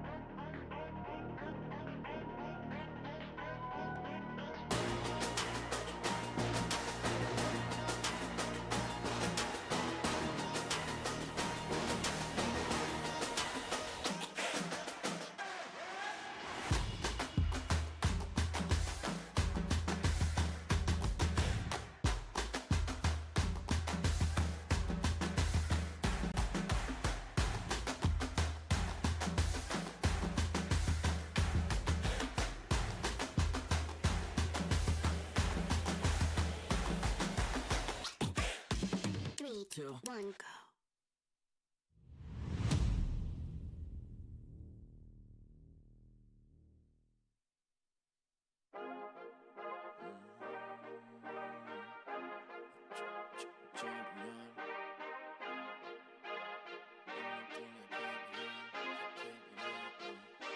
I feel like a champion. A champion. Ain't nothing that can't be done. Oh yeah. I put it all on the line. Definition of divine. Yeah, I feel like a champion. Ain't nothing that can't be done. They told me I wouldn't be nothing. Came on now, I'm second to none. I need me a trophy, I need me a ring. I'm not with the bull, but keep it a beam. You know what it is, you know what I mean? Shit, all I do is win, win, win, win. Haters wanna hate, they ain't made top 10. Double, triple team, what they need to defend. I juke left and I'm gone with the win. Gone with it. I feel like a champion. A champion. Ain't nothing that can't be done. Oh yeah. I put it all on the line. Definition of divine. I feel like a champion. A champion. Ain't nothing that can't be done. Oh yeah. I put it all on the line. Definition of divine. Feel like a champ, MVP status. Yeah, the win been guaranteed. So let's see about it. If you gon' speak about it, then be about it. If you don't bring that energy, no, I can't be around it. Nah, I'ma shoot my shot. I'ma stick it, watch. At the tippy top, I cannot take no loss. 2 seconds on the clock, they gotta give me the rock. I got a game on wet, yeah, I got a game on lock. I feel like a champion. A champion. Ain't nothing that can't be done. Oh yeah. I put it all on the line. Definition of divine. I feel like a champion.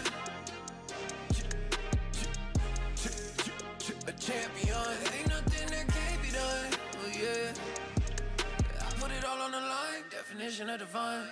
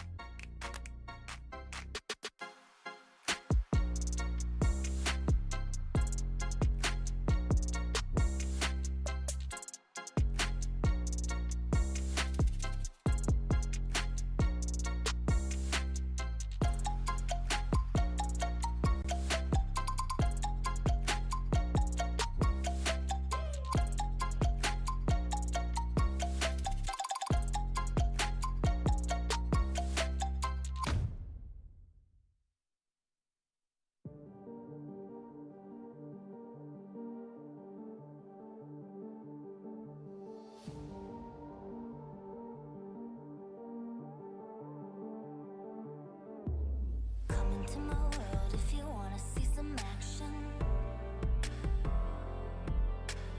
Enter my zone, shut down the competition. Stand out from the crowd, yeah, I'm the main attraction. Come into my world if you're ready for some action. Are you ready?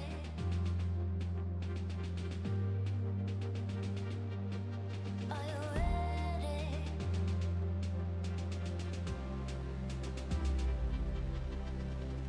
I came here to win.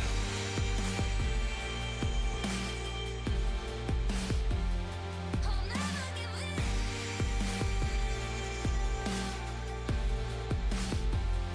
Make my one woman on me. All me one woman on me. All me one woman on me. All me one woman on me. One woman on me.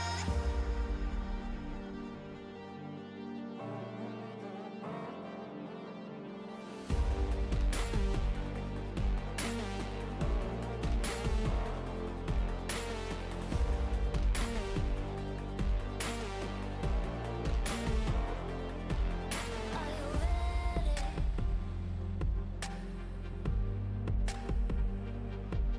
Are you ready?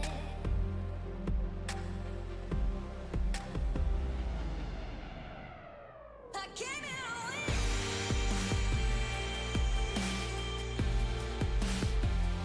I'll never give in.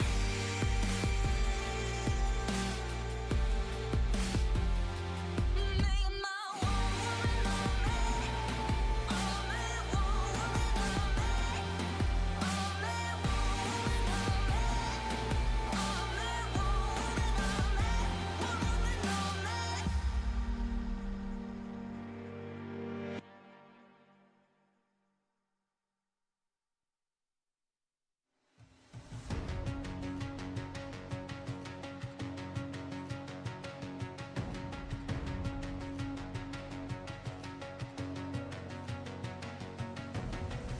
There's something in his eyes. There's a storm within, but it's written in the skies. Won't let it break me till it's over. Won't let it shake me, no.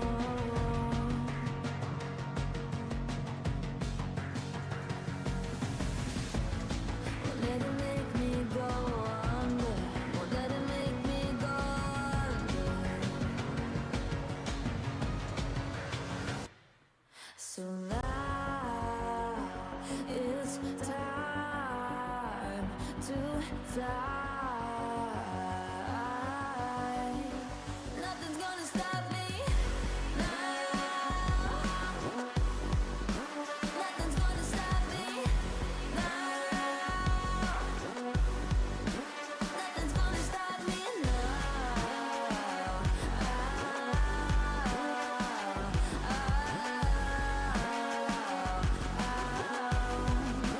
Nothing's gonna stop me. No one will ever get left behind. A million more before I've tried. Won't let it break me till it's over. Won't let it shake me, no.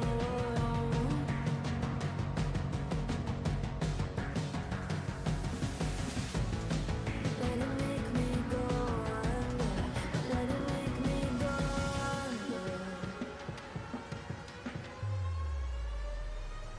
So now it's time to fly.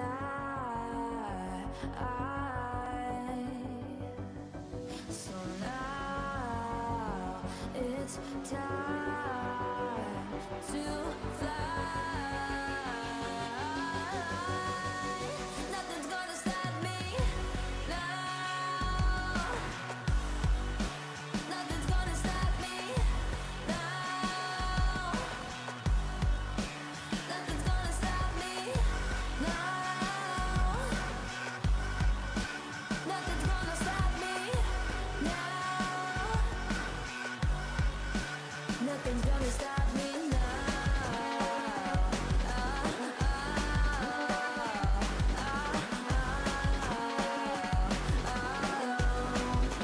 Nothing's gonna stop me now.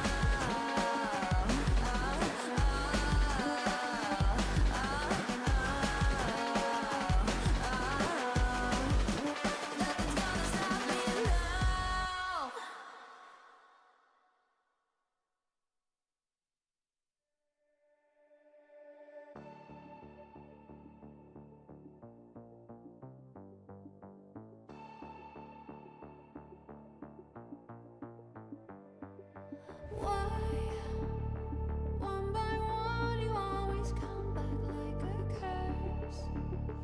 Lurking in the dark, your soul is blind. You lie, time and time again, and I am not your fool. Not this time, 'cause I'm the wiser of us two. I'm the one of light, the antithesis of you.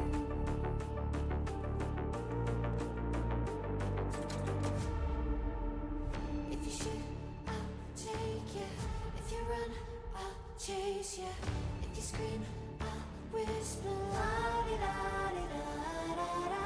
This is all you ever wanted. Take it all, you deserve it. This is how we're gonna end it. La-di-da-di-da-da-da. Take it all, you deserve it. Take it all, you deserve it. Giving back the freedom you want to destroy. And my power's way too strong for you, so try. 'Cause you can't dominate and nor will you survive.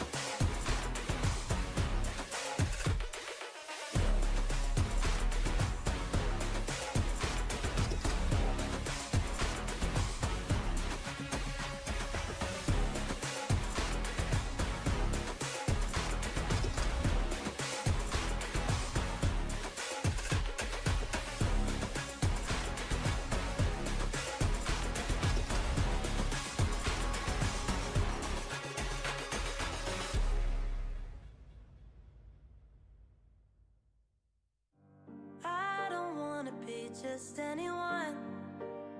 I'm not just anyone. I'd rather keep my hood up, walk the world alone, and make it on my own. Then you claim that you're the reason that I got where I'm going.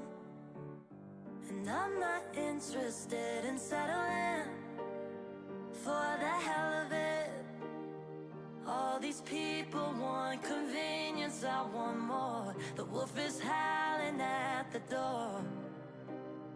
And now it's up to the clock before the last lock hits the floor. Wait, you got in my way. Think I finally got it figured out. You can take a seat, hold please, I'm busy. I don't wanna let you let me down. I don't wanna let you let me down. Take take a seat, take a seat. Oh, oh, please, I'm busy now.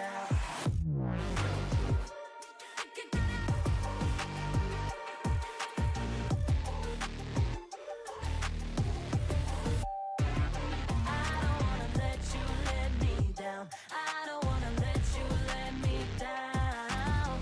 Take a seat, take a seat. Oh, oh, please, I'm busy now. From the time I wake up till I go to sleep, I give all of me, yeah. All fight, never flee, no flights ever free, yeah. I'm in my corner and I'm ringside handing me a water. My hands are on my shoulders, got the belt, crown myself the winner. It's just the way you keep on talking about yours while I'ma make mine. And I'm the first one in the morning and stay late night. And you can get your tickets, watch me from the sidelines. Cause you're not even in the competition. Why should I listen to someone without a vision who has no backbone and isn't here for me at all? Yeah, they just praying and waiting on the downfall. You can't get comfortable where you are. Wait, you got in my way. Think I finally got it figured out. You can take a seat, oh please, I'm busy. I don't wanna let you let me down. I don't wanna let you let me down. Take a seat,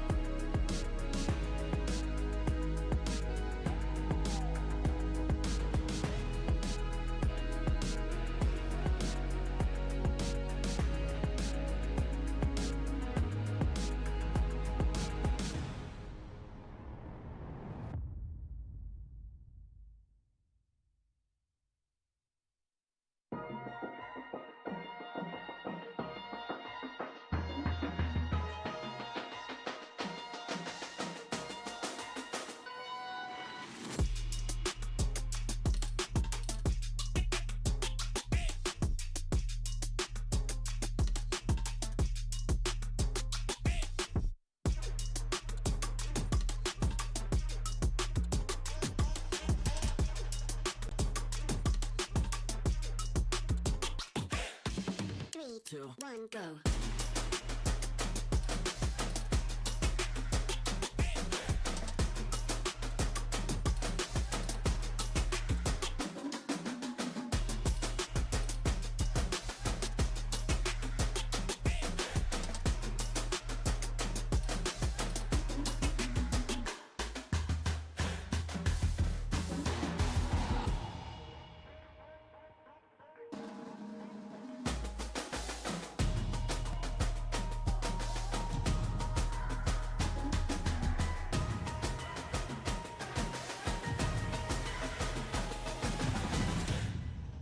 Three, two, one, go.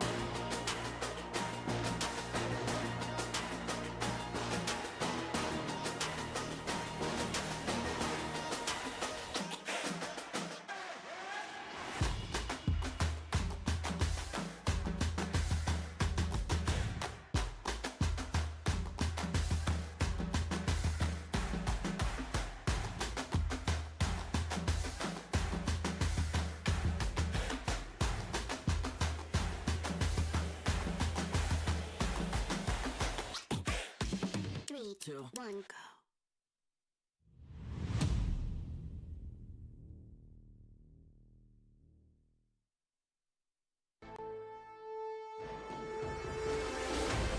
If I stay locked in the headlights, but choose to give in to my own mind, standing in with all I know, through the highways and finally feel it all. I can simulate my own life, but live within the walls.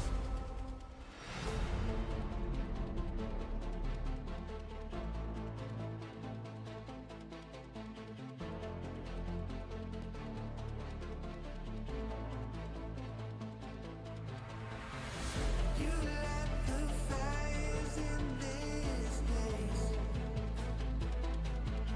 so you can reap what we've sown. You finally found me, but you just dug your own hole.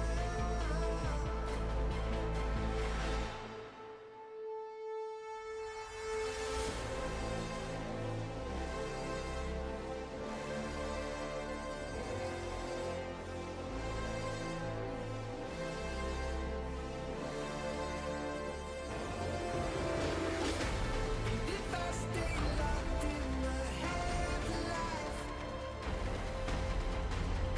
but choose to give in to my own mind, standing in with all I know, through the highways and finally feel it all.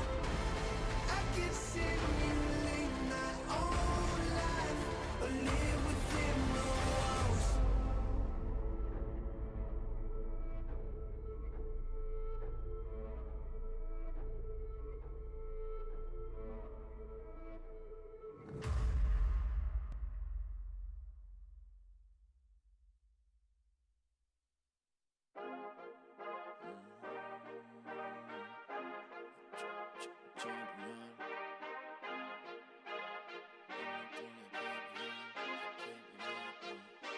I feel like a champion. A champion. Ain't nothing that can't be done. Oh yeah. I put it all on the line. Definition of divine. Yeah, I feel like a champion. Ain't nothing that can't be done. They told me I wouldn't be nothing. Came on now second to none. I need me a trophy, I need me a ring. I'm not with the bull, but keep it a beam. Know what it is, you know what I mean? Shit, all I do is win, win, win, win. Ha, wanna hate, they ain't made top 10. Ha, double, triple team, what they need to defend. Ha, I juke left and I'm gone with the wind. I'm gone with it. I feel like a champion. A champion. Ain't nothing that can't be done. Oh yeah. I put it all on the line. Definition of divine. I feel like a champion. A champion. Ain't nothing that can't be done. Oh yeah. I put it all on the line. Definition of divine. Feel like a champ, MVP status. Yeah, the win been guaranteed. Snow, let's see about it. If you gon' speak about it, then be about it. If you don't bring that energy, no, I can't be around it. Nah, I'ma shoot my shot. I'ma stick it, watch. At the tippy top, I cannot take no loss. 2 seconds on the clock, they gotta give me the rock. I got a game on what? Yeah, I got a game on lock. I feel like a champion. A champion. Ain't nothing that can't be done. Oh yeah. I put it all on the line. Definition of divine. I feel like a champion. A champion. Ain't nothing that can't be done. Oh yeah. I put it all on the line. Definition of divine.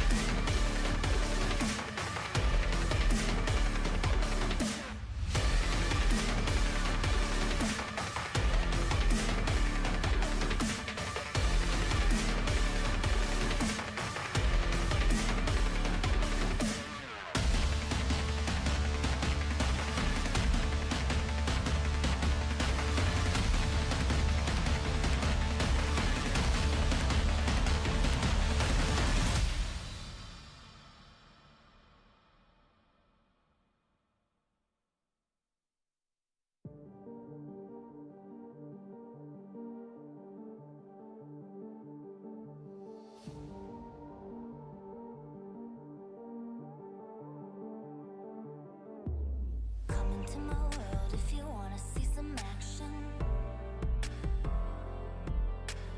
Enter my zone, shut down the competition.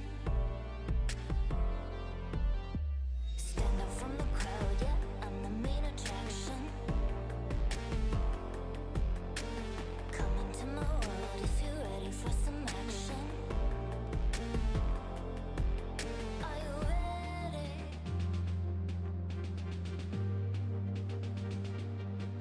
Are you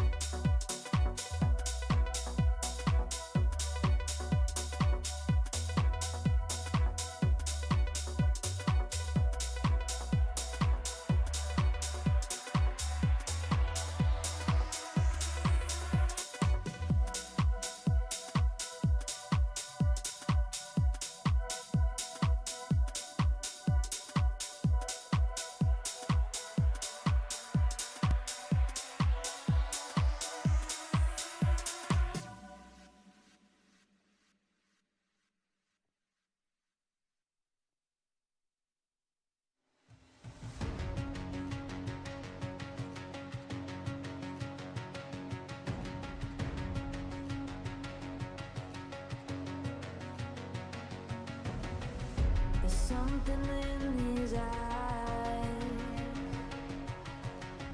There's a storm within, but it's written in the sky. Let it break me till it's over. Won't let it shake me, no.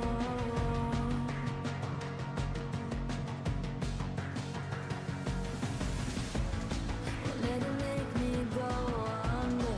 Won't let it make me go under. So now it's time to fly. Nothing's gonna stop me now. Nothing's gonna stop me now. Nothing's gonna stop me now.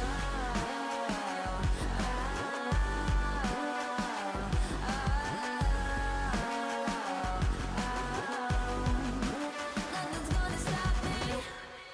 No one will ever get left behind. A million more before I've tried. Won't let it break me till it's over. Won't let it shake me, no.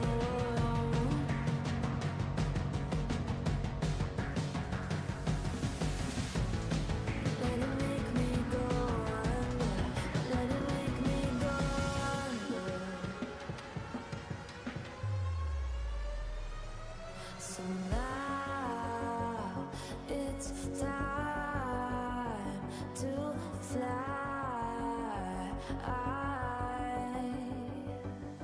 So now it's time to fly. Nothing's gonna stop me now. Nothing's gonna stop me now.